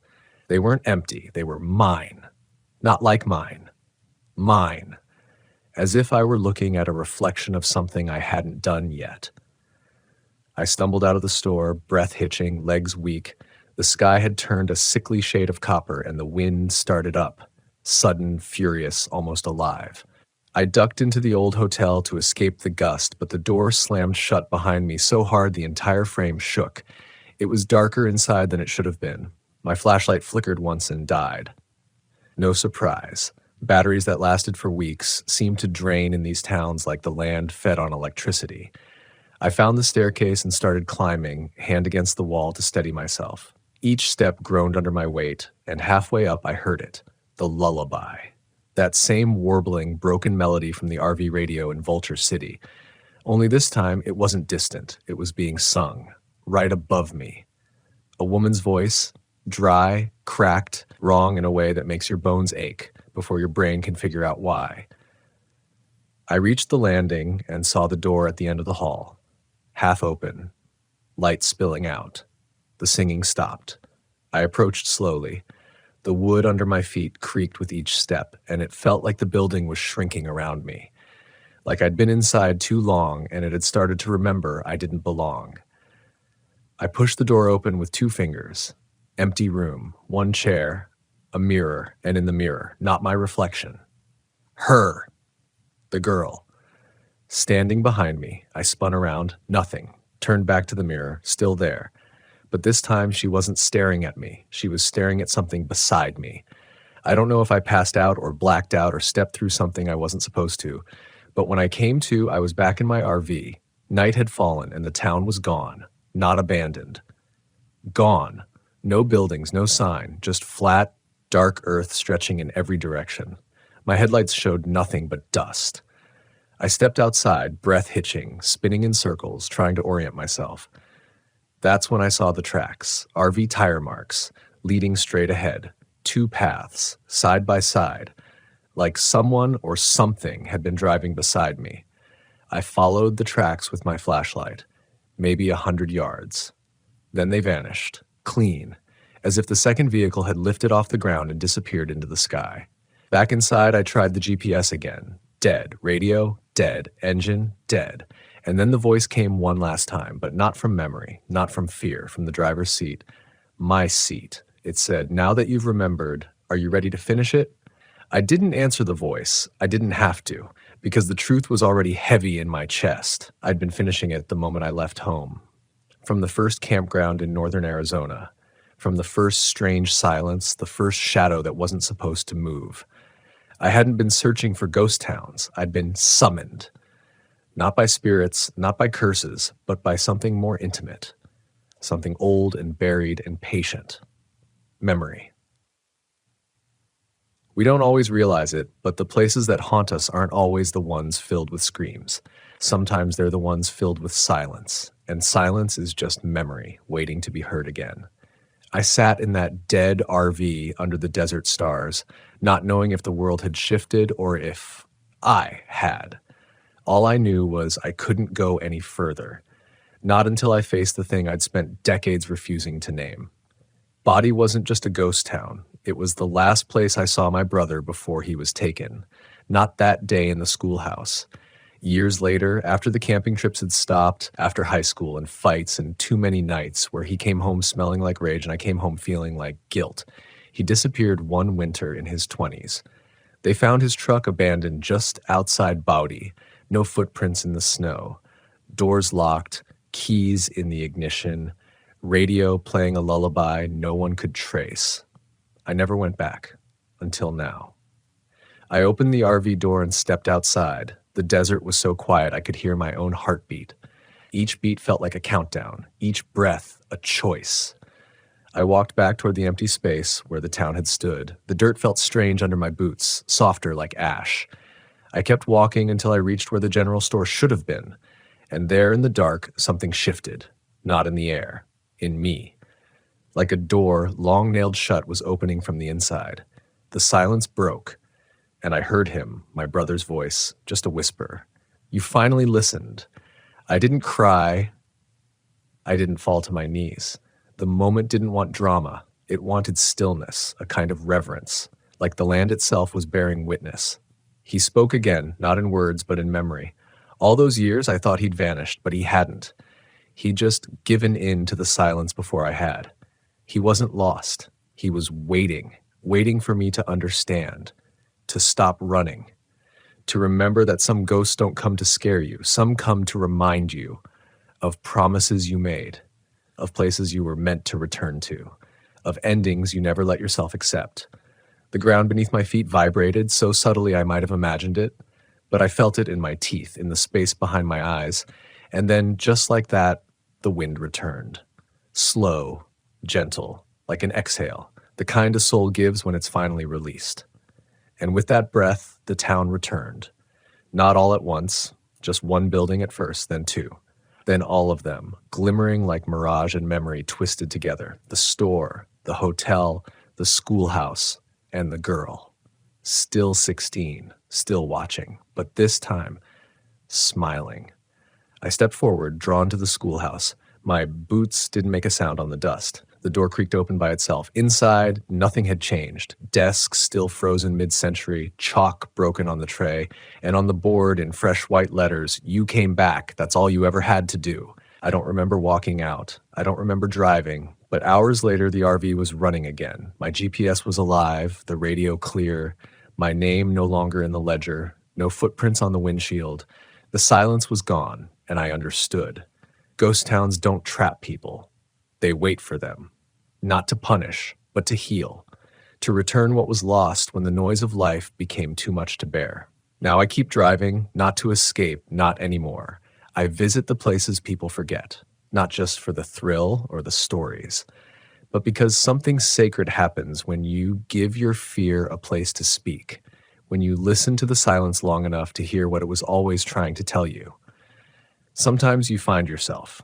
Sometimes you find someone you thought you lost.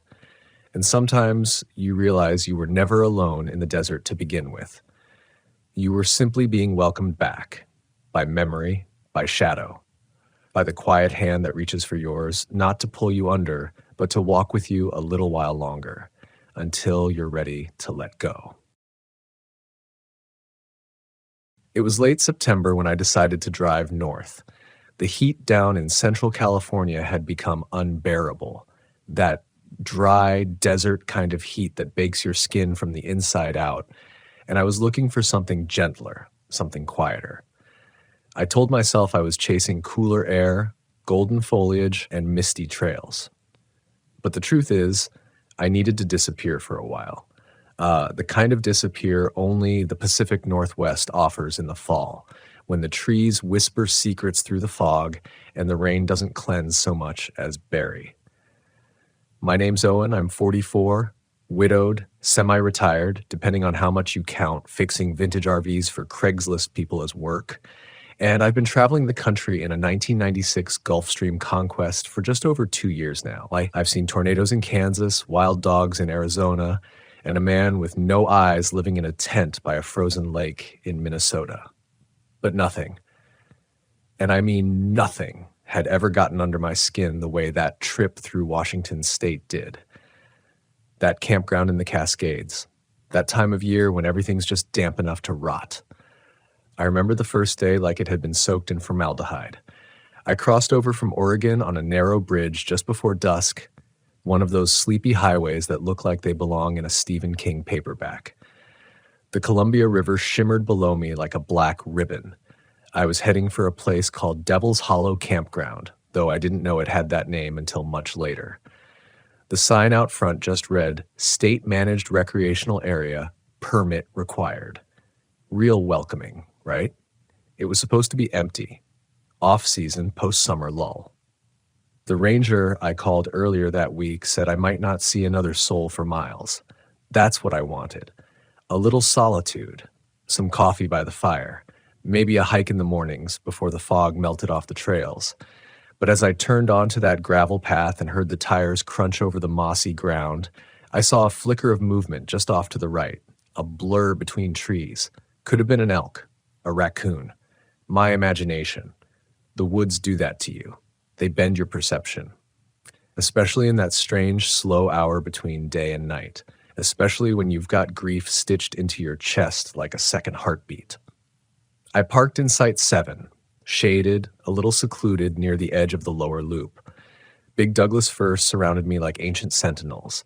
The rain had just stopped, and everything smelled like wet bark and iron-rich soil.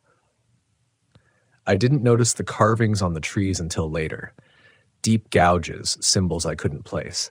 But back then, I chalked them up to teenage nonsense. First night was calm. I lit a fire, grilled a can of chili on the grate, cracked open a beer. I could hear the wind slipping through the needles overhead, and every so often a pine cone would drop somewhere out in the dark. Nothing strange, just the forest doing what forests do. It wasn't until the second night that things started to feel wrong. It was about 2 a.m. when I woke up, not sure why.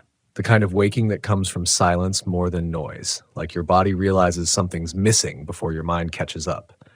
The rain had stopped, the wind too. No owl sounds, no rustling, just the faint hiss of my propane heater and the distant, rhythmic dripping of something onto metal. Then I heard it, a knock, not sharp, not rushed, just steady. One knock, 2 seconds, another knock. It wasn't on my door. That's what made it worse.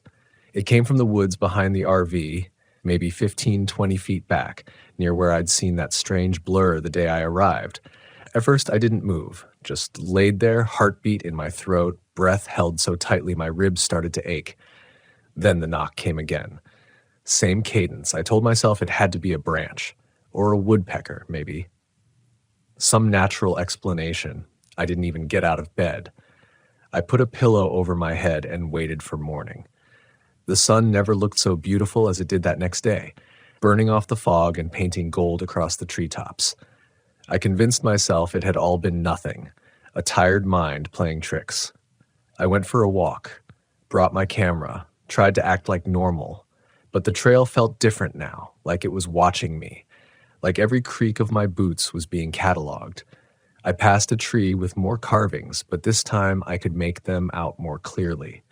A set of eyes, 4 vertical slashes, a spiral. I took a photo. I don't know why.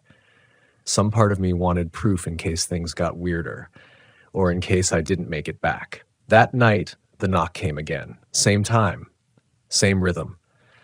But this time it was closer. I stepped out of bed, slipped on a flannel, and cracked open the window by the kitchenette. The air that came in was so cold it bit, and the smell was wrong. You ever smelled something that shouldn't be in the forest? It was sweet, but rotted, like fruit that had been left too long in a warm car, like decay hiding behind sugar. I shut the window and sat on the floor for the rest of the night, back against the cabinet, flashlight in one hand and my hunting knife in the other. At dawn, I packed up, but the road out, it was blocked. A tree, freshly fallen, no storm, no wind. It lay right across the narrow gravel path as if it had been placed. I'll admit it, I panicked. I put the RV in reverse, spun it around, tried the upper loop trail that connects to an old fire service road, but the GPS stopped working. The clouds had rolled in thick, and every turn I took brought me right back to the same spot. Site 7. It was like the forest had folded in on itself. I killed the engine and just sat there, breathing shallow. The woods didn't feel like woods anymore. They felt like something else, something ancient and aware. Around 3 p.m., I heard voices, distant. echoed, a woman's voice, and then a child's, laughing. No one should have been there, not in late September, not in a campground that hadn't seen campers in weeks. I grabbed my flashlight, my knife, and walked toward the sounds. I know, every horror movie cliche, right? But when you're alone and afraid, the worst thing is waiting. You'd rather do something, anything, than sit in your fear. The laughter led me deeper into the trees. The moss got thicker underfoot, the air colder. And then, just like that, the voices stopped. I turned around and couldn't find the trail. It was like the forest had shifted behind me the second I looked away. The trees stood too close now, the light thinner, like it had been squeezed between fingers. My footprints in the moss had vanished. I wasn't even sure which direction the RV was in anymore. The woods were so quiet, so still, it felt like sound itself had abandoned me. I called out just once. Hello? Nothing. Not even birds. Just that same smell, sweet, fermented, wrong, riding the air like a ghost that couldn't quite die. I started walking, slowly, not out of caution, but because the ground felt soft, unstable, like walking on sponge or dead leaves that had been piled a foot thick. My boots made no sound, and after 10 minutes of pushing through wet branches and mud-slicked roots, I saw something that made my heart seize. A tent, just one, old, mildewed, half collapsed under the weight of a fallen branch. It looked like it hadn't been used in years, and still I approached, like some part of me needed to. The flap was unzipped. The inside was empty, except for a single item in the corner. A child's shoe, pink, Velcro straps, half buried in mold. I didn't want to touch it. I turned around again, and this time, I saw the spiral. It was carved into the trunk of a tree behind the tent. Big, fresh, and something had been placed at its base. Another shoe. Not the match to the first. This one was adult-sized. A man's boot, laces cut off, toe crushed in like it had been caught in a trap. I backed away. Fast. My throat felt like it was full of hot wire. I don't even remember how far I walked or in what direction. I just kept moving until I broke through a patch of ferns and landed back on gravel. The campground road, I'd made a circle. Or the forest had made a circle around me. Either way, I ran. I didn't care how much noise I made or how hard my lungs burned. I ran until I could see my RV through the trees, until I could slam that door shut and lock every latch. I stayed inside the rest of the day, curtains drawn, lights off, knife by my side. I don't remember sleeping, just blinking, hours passing, my body waiting. And then sometime in the early morning, it started again. But not the knock. This time it was tapping at the window, like a fingertip, slow, gentle, deliberate. I stayed frozen under my blanket, heart smashing against my ribs. The tapping stopped. Then came a whisper, right outside the door. Not words, just a sound like breath pushed through clenched teeth. Long, crooked. I wanted to scream, but I knew that whatever was out there, it wanted me to respond, to acknowledge it, to give it a crack in the wall. So I stayed still, eyes closed, praying to a God I hadn't spoken to since my wife died. At sunrise, the RV was untouched. No footprints, no marks, except for the window. Where the tapping had come from, there was a small smear, oily, almost like resin from tree bark. But it wasn't sap. It smelled like vinegar and rust. That morning, I heard an engine. I thought I was hallucinating at first, the roar so distant it might have been a dream. But it got louder, closer. I stepped outside, still gripping the knife, and saw an old brown pickup truck bouncing down the gravel road. An old man was driving, park ranger uniform, worn, faded. He stopped, rolled down his window, and stared at me. "You the one camping down here?" I nodded. He chewed his lip, looked past me toward the trees. "You weren't supposed to be here. This loop's been closed since '08. I told him I had a permit. He shook his head. "They shouldn't have issued that. There's no active file for Devil's Hollow, no maintenance, no patrol." I felt something deep in my chest start to crack. "I saw things," I said. "Heard things." His face didn't change, just got quieter. "You saw the spiral?" I didn't answer. I didn't have to. He sighed, then reached across the cab and opened the passenger door. "Get in, I'll show you something." I hesitated, but when I looked back at the RV, sitting there in the mist like a tomb, I knew I couldn't stay. And we drove for maybe a mile, past bends I didn't remember taking before, past trees that looked older than history itself. He stopped at a clearing. There was a concrete slab in the center, cracked and covered in moss, a rusted plaque barely visible beneath the grime. He wiped it off with his sleeve. I leaned in to read it.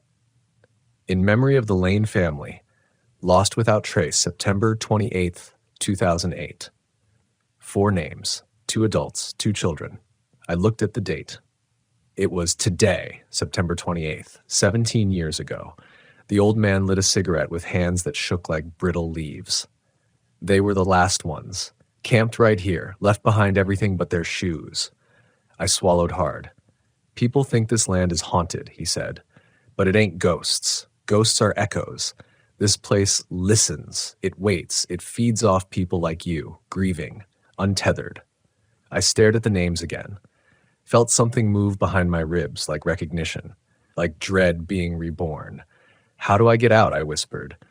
You already did, he said. If you hadn't left that tent, if you'd followed the laughter deeper. He let the rest hang. We didn't speak the whole ride back. When I stepped out of the truck, the path was clear. No fallen tree. The road open, shimmering with dew. I turned to thank him, but the truck was gone. Not driving away, just gone. Like he'd never been there at all. I stood there for a long time, staring at that empty road. There was no sound, no wind, just the smell of pine and the weight of something invisible pressing gently on my shoulders. The kind of pressure that makes you question what's real and what isn't. I didn't run, didn't even rush. I walked back to the RV like a man returning to a body he'd just barely escaped. Like I wasn't sure if it would still be mine when I opened the door. Inside, everything was the same. Bed unmade, chili-stained dish in the sink, my jacket still hanging on the hook by the door. But it all felt wrong, like walking into a replica of your own life. I turned the key in the ignition, half expecting it not to start. But it did, on the first try. And when I drove out of Devil's Hollow, I didn't look in the mirrors. Not once. I was too afraid of what I might see staring back from the trees. It took me hours to reach the next town, a little place called Skamania, nestled between ridges and rain. I pulled into a diner, ordered coffee with shaking hands, and asked the waitress if she knew anything about Devil's Hollow campground. She went pale, didn't speak for a while, just stared at me with these heavy, haunted eyes. Finally, she said, "People around here don't go there, not since the Lanes." I asked her what had happened. She didn't answer directly, just said some places weren't made for people to stay in. Some places they remember things we shouldn't. I thanked her, left a 20 under the saucer, didn't finish the coffee. That night, I parked in a crowded RV park just off the highway, full hookups, security lights, kids riding bikes in little helmets. Civilization, noise, distance, but I didn't sleep. Not because of fear, not exactly. Because part of me missed the silence, that endless, terrifying quiet that had wrapped around me like a second skin in those woods. It's been 3 weeks since I left Devil's Hollow. I've crossed into Idaho now, headed south, trying to follow the sun, but something stayed with me. Not something I can see or name, just a feeling, a sensation. Every so often, I'll hear tapping at the window. Soft, like a fingertip. I've moved RVs twice, changed curtains, burned sage I bought from a hippie woman in a Boise gas station. Nothing helps. But it's not always fear I feel when it happens. Sometimes it's mourning, like something lost is looking for me, like I left something behind that night, or like something found me and refuses to let go. I've started dreaming about the girl's shoe. Sometimes I find it in strange places, in the shower, on the dashboard, nestled between my clothes. I wake up and it's never there. But the dream stays with me all day, that little pink shoe. Mold crusted around the sole, Velcro barely hanging on, always pointing somewhere, deeper into the woods. And I've started hearing my wife's voice again, not clearly, just syllables. Half-finished laughter. She's been gone 6 years, buried back in Arizona, under a mesquite tree she hated. But lately, it's like her ghost is near, or like my grief has shape again. And maybe that's what Devil's Hollow really feeds on. Not blood, not death, but grief. The kind of grief that lingers long after the funeral, after the casseroles stop coming and the condolences go quiet. The kind that hardens, rots, echoes. I used to think nature was indifferent. Now I think some places aren't indifferent at all. Some places watch. They wait for you to bring your pain to them. They absorb it, let you sink into it, whisper comfort in the form of memory until you forget why you ever wanted to leave.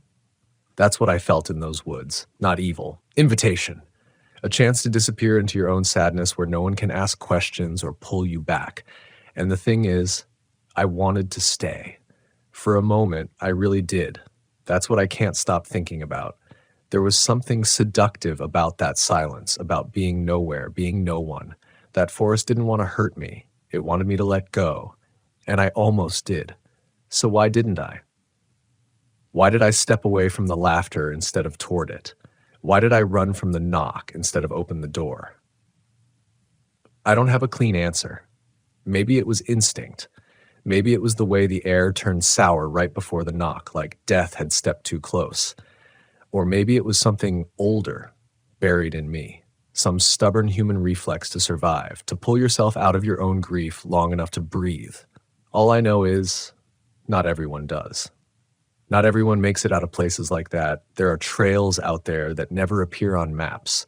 Campsites that exist for a season, then vanish. Campgrounds that rearrange themselves like mazes made of bark and shadow and silence. You'll find a spiral carved into the tree. You'll hear the knock. You'll smell the rot behind the sweetness. And if you're not careful, you'll answer. So here's what I've learned. The best time of year to RV camp in the Pacific Northwest is never when you're grieving, never when you're lost emotionally or otherwise. Because the forest up there, it notices. It knows. It's beautiful, blindingly so. The mist, the moss, the gold light slanting through Cathedral High Firs. But beauty is how it draws you in, and fall is when it's hungry. So go, camp, explore. But if you find yourself off trail, if the forest gets too quiet, if you hear a knock in the night, don't answer. And if you see a spiral, walk away. Even if it's beautiful, even if it looks like a sign meant just for you, because maybe it is, but not the kind you're hoping for. I should have listened to the way the wind shifted that first night. That stillness, it wasn't peace. It was warning. The kind that presses on your ribs like an invisible hand asking if you're sure you belong here. But I'd convinced myself I needed this trip. A reset. A quiet stretch of wilderness to patch up what months of burnout, heartbreak, and noise had shredded inside me. And Texas, with its ragged hills and empty roads, seemed like the kind of place that wouldn't ask too many questions. Just give me space. I was 39, divorced, no kids. Just me, my beat-up 1987 Volkswagen Vanagon, and a map full of promises. The plan was simple. Head out from Austin, follow the back roads west, and camp wherever the trees looked thick enough to feel forgotten. My first stop was somewhere south of Junction, past the last gas station, past the dry creeks, into the kind of land where fences start falling and phone signals flicker like ghost lights. I'd found the site online. Not an official campground, just a pin dropped on a message board for van lifers. Old ranch trail, quiet, legal to camp if you're respectful. Locals don't mind. Great views, zero noise. They were right about the views. The place unrolled in layers. Bone white rocks, twisted mesquite, sky as wide as memory. I parked the van beneath a leaning oak, right at the edge of a canyon ridge. Not a soul in sight. Just wind, dry grass ticking against the tires, and the faint, haunting buzz of cicadas somewhere out beyond the brush. For the first few hours, it was perfect. I grilled a few vegetables on my Coleman stove, pulled out my battered journal and scrawled nonsense about freedom and breathing again. Told myself the solitude was healing me. But around 7:45, right when the sun collapsed behind the ridge, something shifted. Not a sound at first, a feeling. Like the land itself took a breath, held it. I looked up from my fire and scanned the tree line. Nothing moved. No breeze, no rustling, no call of birds. Not even the cicadas. Just the pop of wood burning and my own pulse rising in my ears. I brushed it off. Told myself the sudden silence was just nature doing its thing. cycles, temperature drops, whatever. But then I heard it, a low creak, long, dry, like an old wooden door being pushed open. But out here, there were no doors. I froze, hand tightening around my fork, eyes locked on the blackening trees. Nothing. I stood. Took a few cautious steps toward the edge of the brush, flashlight in hand, heart stupidly loud now. "Hello?" I called out, hating the way my voice cracked. Nothing. I scanned left, right, just trees and dust, then movement. Far back, maybe 70 yards off, a figure, brief. Slipping behind a trunk like smoke, I couldn't make out anything distinct, just tall, hunched slightly, slow, deliberate. I should have packed up right then, driven off. But something in me, pride, stubbornness, maybe the weight of being alone for too long, made me freeze. I didn't want to admit I was scared, so I backed up slowly, returned to the van, locked the doors, and told myself it was probably a hunter or some other camper, maybe even a cow. Texas has open range, right? Inside the Vanagon, it felt safer, familiar. I played music, journaled some more, but the words came out shakier now, clipped. Eventually I passed out, curled in the back bunk, clutching the small camping hatchet I kept just in case. I woke up around 3 a.m. to tapping. At first I thought it was rain, but Texas hadn't seen clouds in weeks. I listened closer. Not rain. Tapping. 3 slow taps. A pause, then 2 more. It was coming from the back window. My throat closed. I lay there, completely still, praying it was a tree branch. But the sound was too regular, too precise, like someone tapping with a fingernail. I slowly slid down from the bunk, crouched low, and peeked toward the back. Nothing there. But then I noticed something off. The condensation on the window, fogged from the difference between the inside air and the cold night, had a streak in it. A single vertical line, like someone had drawn their finger down the glass. I stayed crouched like that for over an hour, waiting, watching. Every few minutes another tap, sometimes left window, sometimes right, never the same rhythm. At 4:23 a.m. it stopped, not gradually, all at once, silence again. Even the bugs stayed quiet. I waited another hour before I let myself breathe normally. When dawn finally arrived, burning red and cruel over the canyon ridge, I got out of the van and walked a slow circle around it. Footprints. They weren't boot prints, not animal either. Bare feet, large, deep impressions in the dry soil like someone had stood still outside my van for long stretches of time. The prints went from the back window to the driver's side, then off toward the woods. I felt something crack inside me. I packed everything. Fast. Didn't even bother with breakfast. Just turned the ignition and drove until I hit pavement again, my fingers white on the steering wheel. But here's the thing. I didn't go home. That's what I should have done. But something about the experience twisted inside me. Not just fear, but shame. Like I'd failed some unspoken test. I told myself I overreacted, that I wasn't going to let one weird night ruin the trip I'd been planning for months. I wanted the silence, the wilderness. The version of myself I believed I could find out there. So I kept driving. 3 hours west, I found another site. This one was part of an old state park no longer officially maintained, Padilla Draw. A handful of reviews from years ago mentioned it as hauntingly quiet and almost forgotten. That sounded perfect. I arrived late in the afternoon. The air was hotter here, flatter, sparse trees and distant oil pumps clanking like broken grandfather clocks. But it felt empty, clean, in a strange way, like a place scrubbed of memory. I parked by a small washout where the trail curved into a low canyon. No other campers, not even wildlife, as far as I could tell. Just dust, dry wind, and the sound of my own footsteps as I explored the area around my site.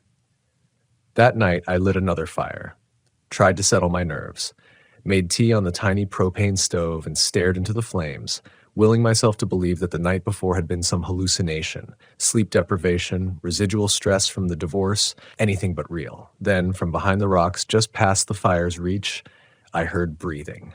It wasn't wind, it wasn't some animal rooting through leaves or the groan of cooling rock. It was breath, drawn in, held, released, deliberate, human, but not normal. It had a rhythm that didn't feel right, like whoever or whatever it belonged to wasn't used to lungs. Or maybe it was remembering how to breathe slowly, at one rasp at a time.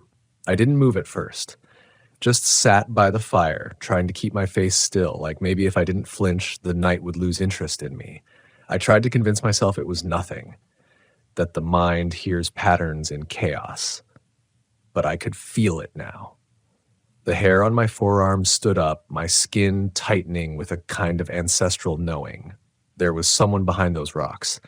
I reached for my flashlight and turned it on, sweeping it quickly over the area. Rocks, dirt, shadows. Nothing. But the breathing had stopped the moment I turned, and in that sudden silence I heard it again, the faintest scuff of gravel under weight. Retreating. I stood, slowly. My legs were unsteady.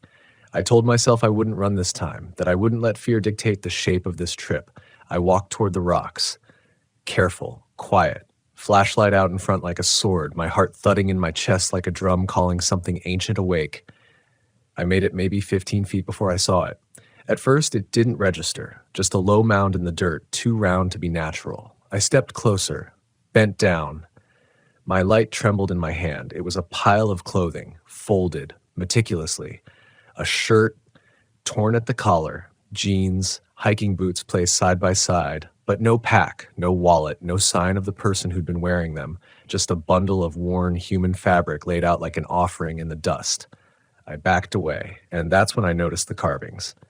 On the flat surface of the rock beside the clothes, hundreds of little scratches, lines, repetitions of the same 5 symbols over and over. At first I thought they were nonsense, just idle graffiti. But they were organized, like a prayer. Or worse, a warning. I didn't sleep that night.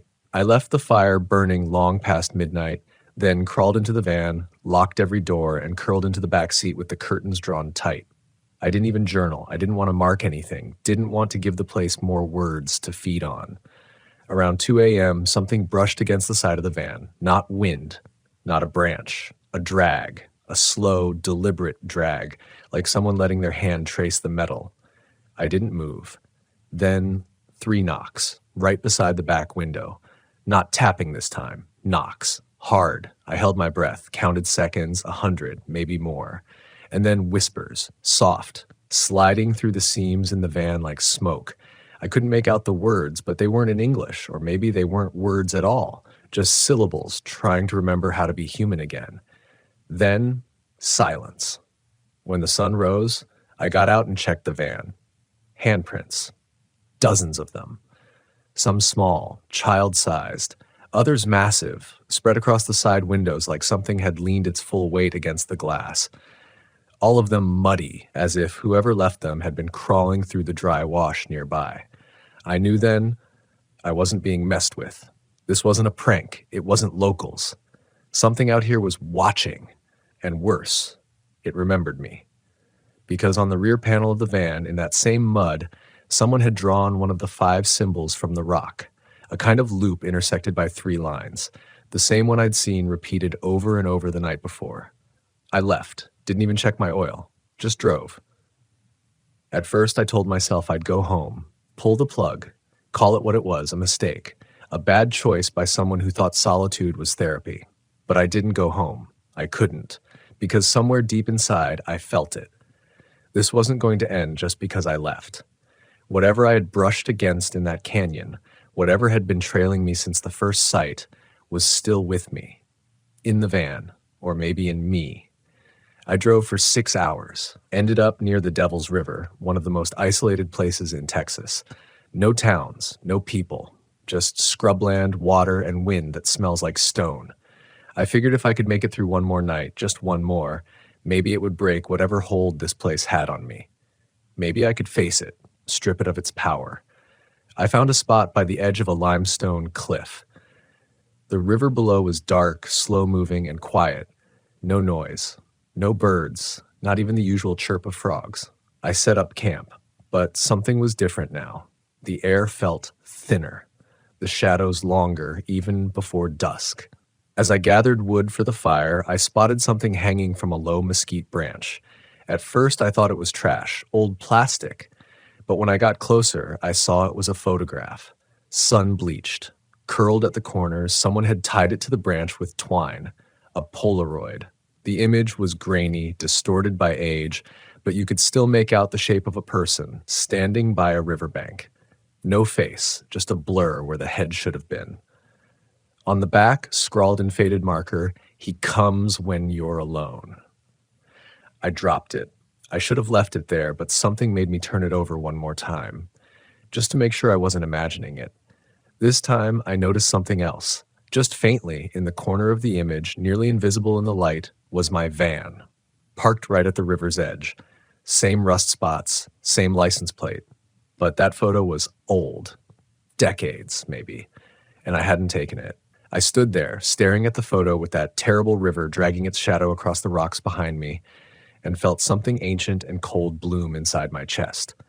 It wasn't just fear anymore. It was recognition. Not of the place, not even of the photo, but of the pattern, like I'd stepped into a current that had been flowing long before I got here. And somehow, I wasn't just floating in it. I was being pulled, drawn along like driftwood towards some silent, inevitable mouth.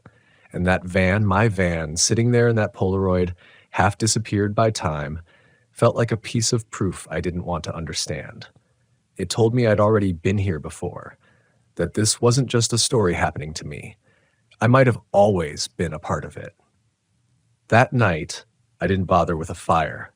There was no point in pretending I needed light to feel safe anymore.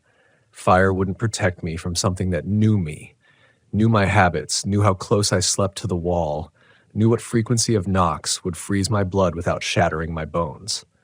So I stayed inside the van, locked up, curtains drawn, engine primed in case I needed to go. And around 1:37 a.m., the knocking came again. But this time, it didn't stay outside. It started soft, tap, tap, not on the windows, from inside the cabinets, just behind the sliding doors above the stove, like something small was nestled in there, watching. My whole body tensed. I didn't move, barely breathed. I waited for the logical explanation. A mouse, maybe some rodent had crawled in earlier in the day. That happens in the wild, right? But then the knocks changed. They grew a rhythm. 3 knocks, a pause, then 3 more. Then again. The exact same sequence I'd heard tapping on the glass that first night. That thing had found a new way in. I reached slowly with shaking hands and undid the latch to the cabinet. It creaked open half an inch before my nerve broke. I slammed it shut again, locked it, and backed away, breathing hard. Then, from the tiny seam between cabinet and frame, a whisper. Not words, just breath, expelled through something too close to human. I yanked the keys from the hook, jumped into the front seat, and started the van. Engine roared to life. Headlights lit up the scrub outside, white and ghostly in the dark. And that's when I saw it, directly in front of me, maybe 20 feet away. A man, or what used to be one. He was tall, gaunt, skin like dried paper, stretched over bones, wearing a torn shirt, familiar. Too familiar. It was the same one from the folded pile back at Padilla Draw. But the face, God, the face, it shimmered like oil on water, never settled, as if it didn't know which version of itself to wear. 1 second, it looked like a man in his 40s, balding, tired eyes. The next, it was a woman, smiling faintly, but her lips didn't move. Then a child. Then something else entirely. It shifted between masks like someone flipping channels on an old TV, faster and faster until it wasn't a face at all anymore, just motion. And then it tilted its head. Not in curiosity, in recognition, like it saw something in me that I hadn't let myself see. I slammed the van into reverse, tires spinning in the dry dust, and whipped it around toward the canyon road.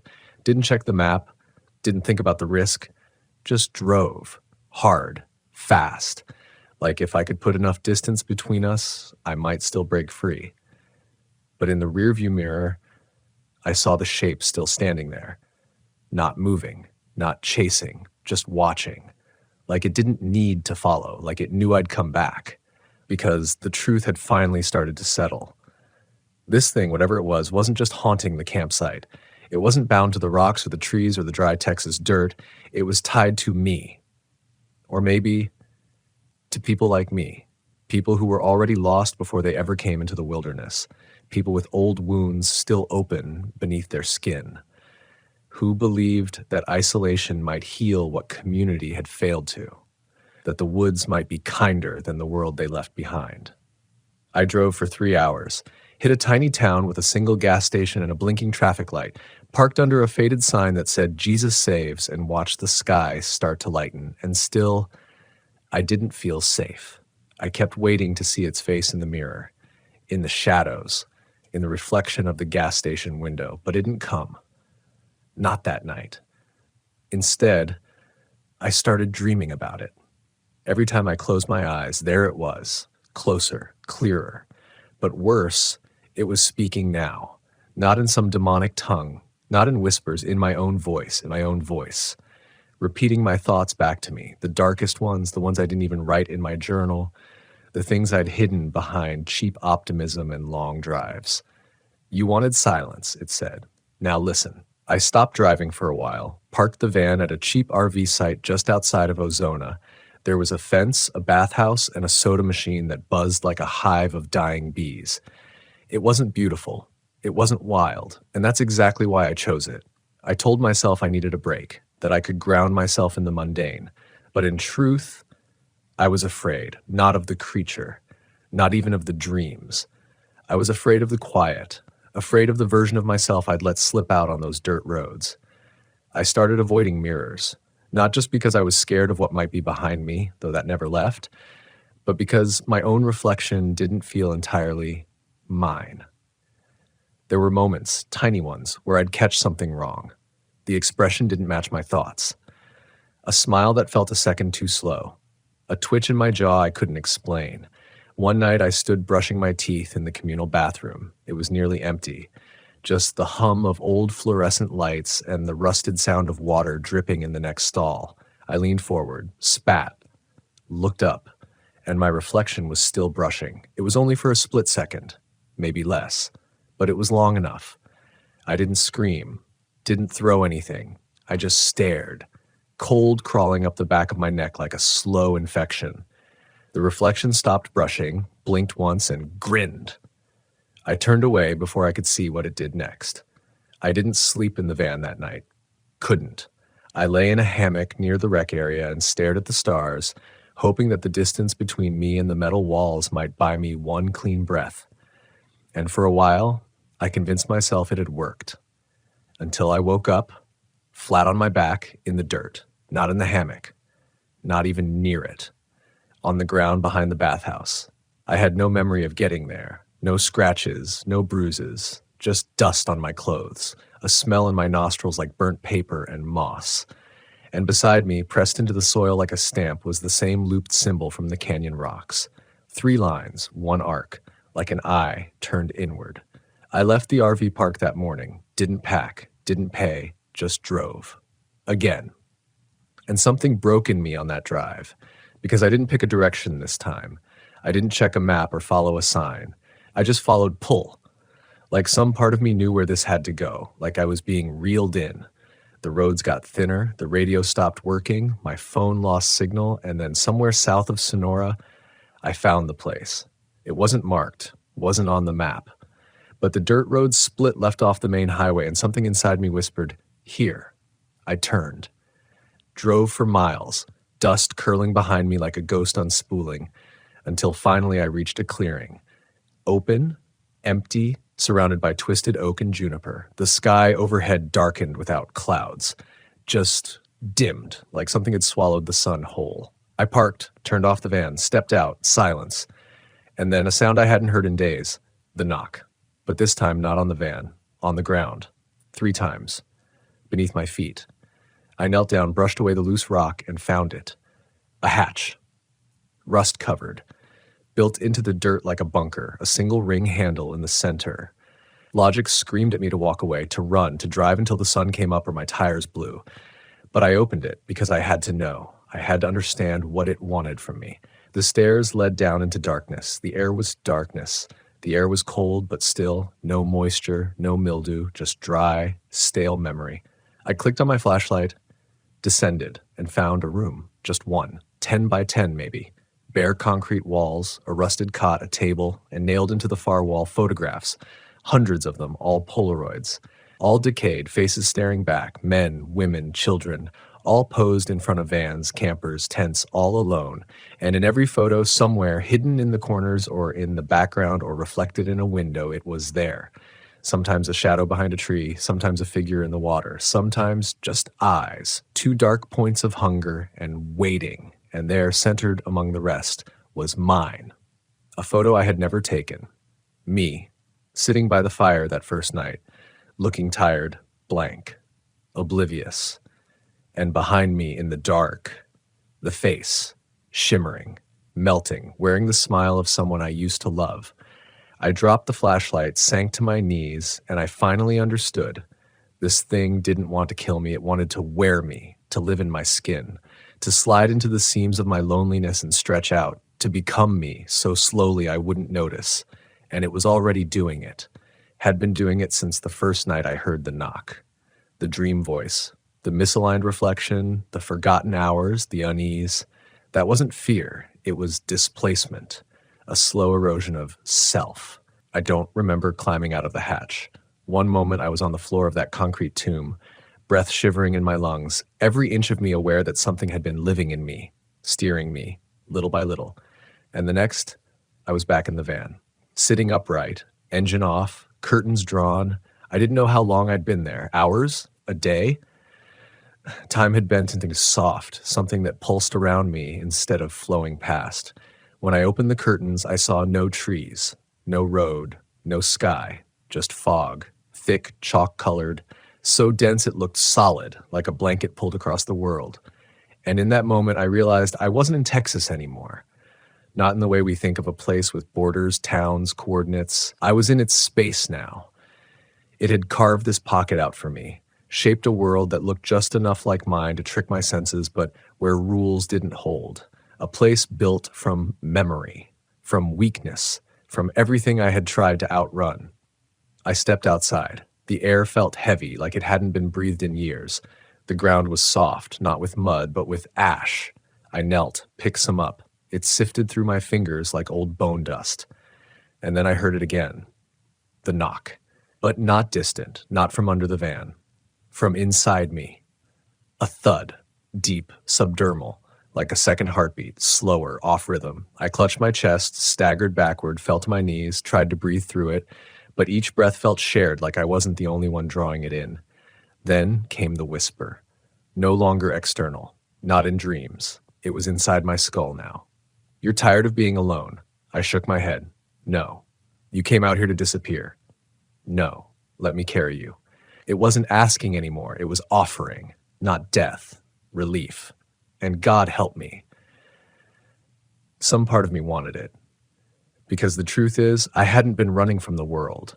I'd been running from myself, from guilt, from failure, from the quiet realization that maybe I didn't belong anywhere, even with other people. I thought solitude would cleanse that the road, the trees, the nights beneath a Texas sky would burn it out of me like a fever. But this thing knew better. It had fed on that wound. I staggered back into the van, slammed the door, locked it, then unlocked it again, because none of it mattered. You can't lock yourself away from something that lives behind your own eyes. I crawled into the back, pulled the old blanket around my shoulders. I was shivering now, not from cold, but from something deeper, like my body was starting to reject me. And that's when I noticed the journal, my leather-bound one, the one I wrote in every night before bed. But it was lying open, flat across the kitchenette. I hadn't opened it in days. I picked it up. The pen was still tucked into the spine. But what chilled me, someone had written in it. Pages and pages, all in my handwriting, but not my words. Descriptions of places I'd never been, things I'd never seen. Lists, names, and sketches. Dozens of them. Of that symbol. The eye. The arc. The lines. But there were new variations, too. Versions that started to look like faces. My face, dissolved, distorted, eaten from the inside out by spirals and teeth. I flipped to the last page, one sentence, scrawled over and over, one of us must leave, and it won't be me. That was it. The line in the sand, If I stayed here, if I waited for this thing to take me over, I wouldn't just disappear. I'd become it. A new version. Another mask for the next camper who showed up looking for peace. I needed to move. To break the pattern, do something unpredictable. I grabbed the keys, started the van. The engine sputtered, failed. I tried again. Nothing. The lights inside flickered, and then the stereo, dead for months, turned on. That same low static. A voice buried under it. My voice. Saying, "Don't leave yet. You haven't seen the whole truth." Every instinct screamed, "Run." But run where? I was nowhere. No when. Some purgatory built from my memories and fed by my regret. Then something knocked right above me. The roof. Once. Twice. Then slow dragging steps across the top of the van. I looked up, and through the thin aluminum skin I saw the indentation of feet. Bare. Wet. Leaving dark prints as it paced, slow and patient. I turned on the headlights and saw them reflected in the fog. Dozens of shapes. Not people, not fully formed, just impressions, echoes of those in the photos, the others who had lost this battle before me. They stood just outside the beam, watching, waiting, like mourners at a funeral I hadn't died in yet. I pressed my forehead to the steering wheel, breathed, and I made a choice. If it wanted my mind, it would have to fight for it. I gripped the steering wheel like it could anchor me, like the bones of this old van were strong enough to hold back whatever storm was clawing its way through my skull. My breath came in shallow bursts, not from fear anymore, from something else. I wasn't sure what. Rage? Desperation? Maybe it was the animal part of me waking up, the part that remembers, when all else fails, you fight to stay yourself. I closed my eyes. The footsteps on the roof stopped. The fog outside seemed to lean in, listening. Every sound, my heartbeat, the creak of the van frame, the soft hiss of something breathing just outside, bled together like paint and water. And then I spoke. "I know what you are now." I didn't shout, didn't plead, just whispered it calmly like a man accepting the rules of a game he never agreed to play. "You're not a demon, not a ghost. You're older than that, older than words." Silence. Then the van groaned. The passenger side door handle twitched, not a full turn, just a flex, like something testing the memory of motion, testing me. "You feed on grief," I said. "You're a shape that fits inside loneliness." Still no answer, but I could feel it, listening, coiling tighter, preparing. So I pushed harder. "You picked me because I was easy, alone, tired, drifting. You wrapped yourself around my regrets and whispered like an old friend." The hatch under the floorboards groaned. My breath caught. That wasn't there before. I hadn't noticed it, hadn't built it. But the van had changed. Not suddenly, not all at once, but gradually, like it had been rewritten around me while I wasn't looking. The layout felt just slightly wrong now. A window where there hadn't been one, a seam in the ceiling that split at an angle that didn't exist before. It had infected more than my mind. It was building a world around me from memory and suggestion.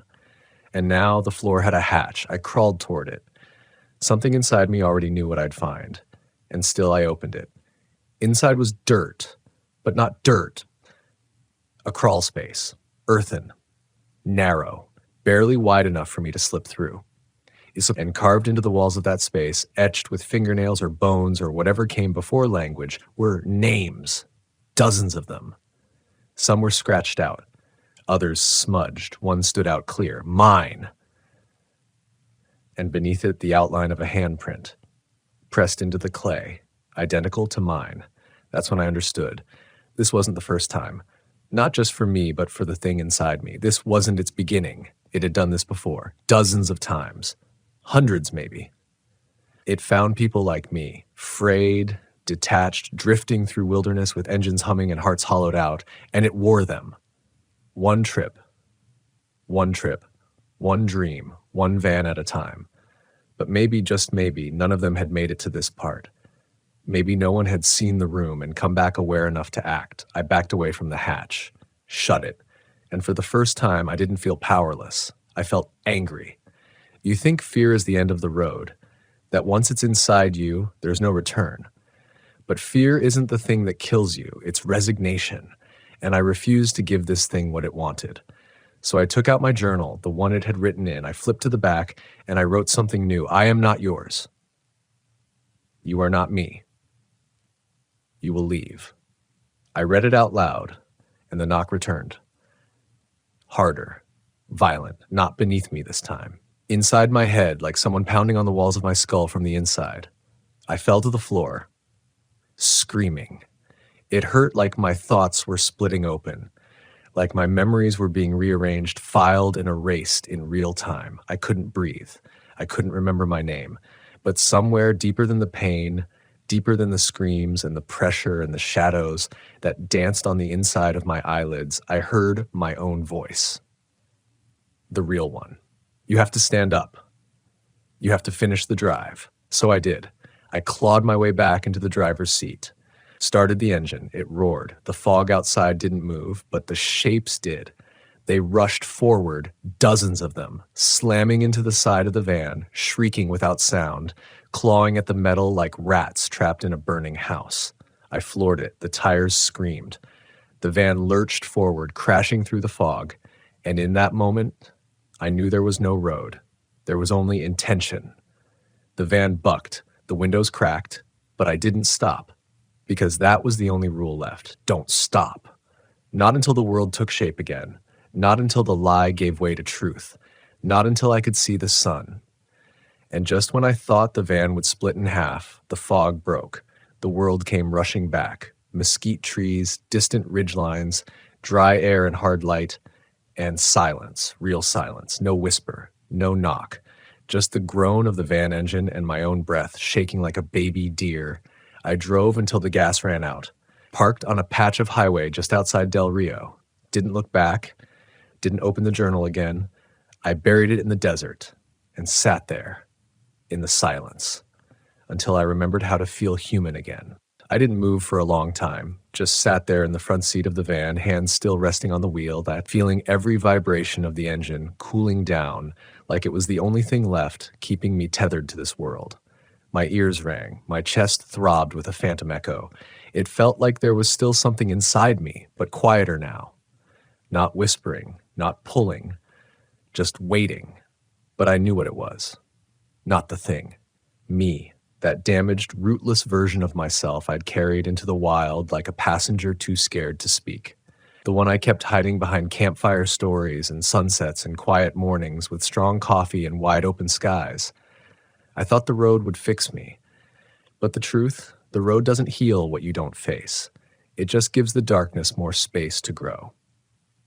I climbed out of the van. The dirt beneath my boots felt real again. Sun-warmed, cracked, textured with the smell of dry weeds and old fuel. Insects buzzed. Somewhere in the distance, a hawk screamed across the sky. It was all so ordinary, so absurdly alive. I dropped to my knees in the dust, and I cried, not out of fear, not anymore, out of relief, because I was still here, still me, or enough of me to start again. That's when I noticed the mark, just below the side mirror on the passenger door, the faint shape of a handprint. It hadn't been there when I'd pulled out of the fog, I was sure of it. It looked burned into the metal, not with fire, but with absence, as if reality itself had recoiled from that touch. And in the center of the palm, scratched in with something sharp and old, was the symbol. The eye, the curve, the three intersecting lines. I stared at it for a long time, then reached out to touch it. My fingers trembled as they hovered inches away, but I didn't touch it. I backed away, got into the van, slammed the door, and I drove. Not far, just into the next town. A speck of a place with a single gas station, a post office, and a cafe that hadn't changed its menu since the 1970s. I parked, walked in, ordered eggs, coffee, and a glass of water. The waitress didn't ask me where I'd come from, or why I looked like I hadn't slept in a week, or why my voice cracked when I asked for extra cream. She just brought the food and smiled, and that felt like more grace than I deserved. I stayed in that town for 2 days. Didn't talk to anyone. Didn't tell my story. I couldn't have explained it if I tried. Not without sounding like a madman, not without worrying that saying it out loud would bring it back. But I wrote it down, all of it, in a new journal, a clean one. No names, no symbols, just the truth as best I could remember it. And I hid that journal under the floor of the van, duct taped to the underside of the battery compartment, because someday Someone else might go looking for peace in the Texas wild. Someone who thinks silence and isolation will be their salvation. And if they find my van or the road that led me into that fog, I want them to know it isn't solitude that heals you. It's honesty with yourself, with the parts of your past that still bleed, with the guilt you pretend isn't there, with the choices that led you to drive 1,000 miles just to hear your own thoughts. Because if you're not honest, it'll find you. It doesn't need a name or a face or claws. It just needs a crack, one small fracture in the wall you've built around your grief, and it will slide in through the silence. So when people ask me now if I missed the road, I say yes, but I never say where I went. And when they ask if I'd camp in Texas again, I smile. But I don't answer, because the truth is, Texas didn't do this to me. I brought it with me. It just found the shape that fit. So if you ever find yourself parked beneath a blood orange sky in the Texas wilderness, if the wind goes still and the trees seem to hold their breath, if something knocks once, twice beneath your van in the middle of the night, don't open the hatch, don't follow the path, don't let it speak, because the scariest part of camping alone in Texas is realizing you're not anymore. And maybe, just maybe, you never were.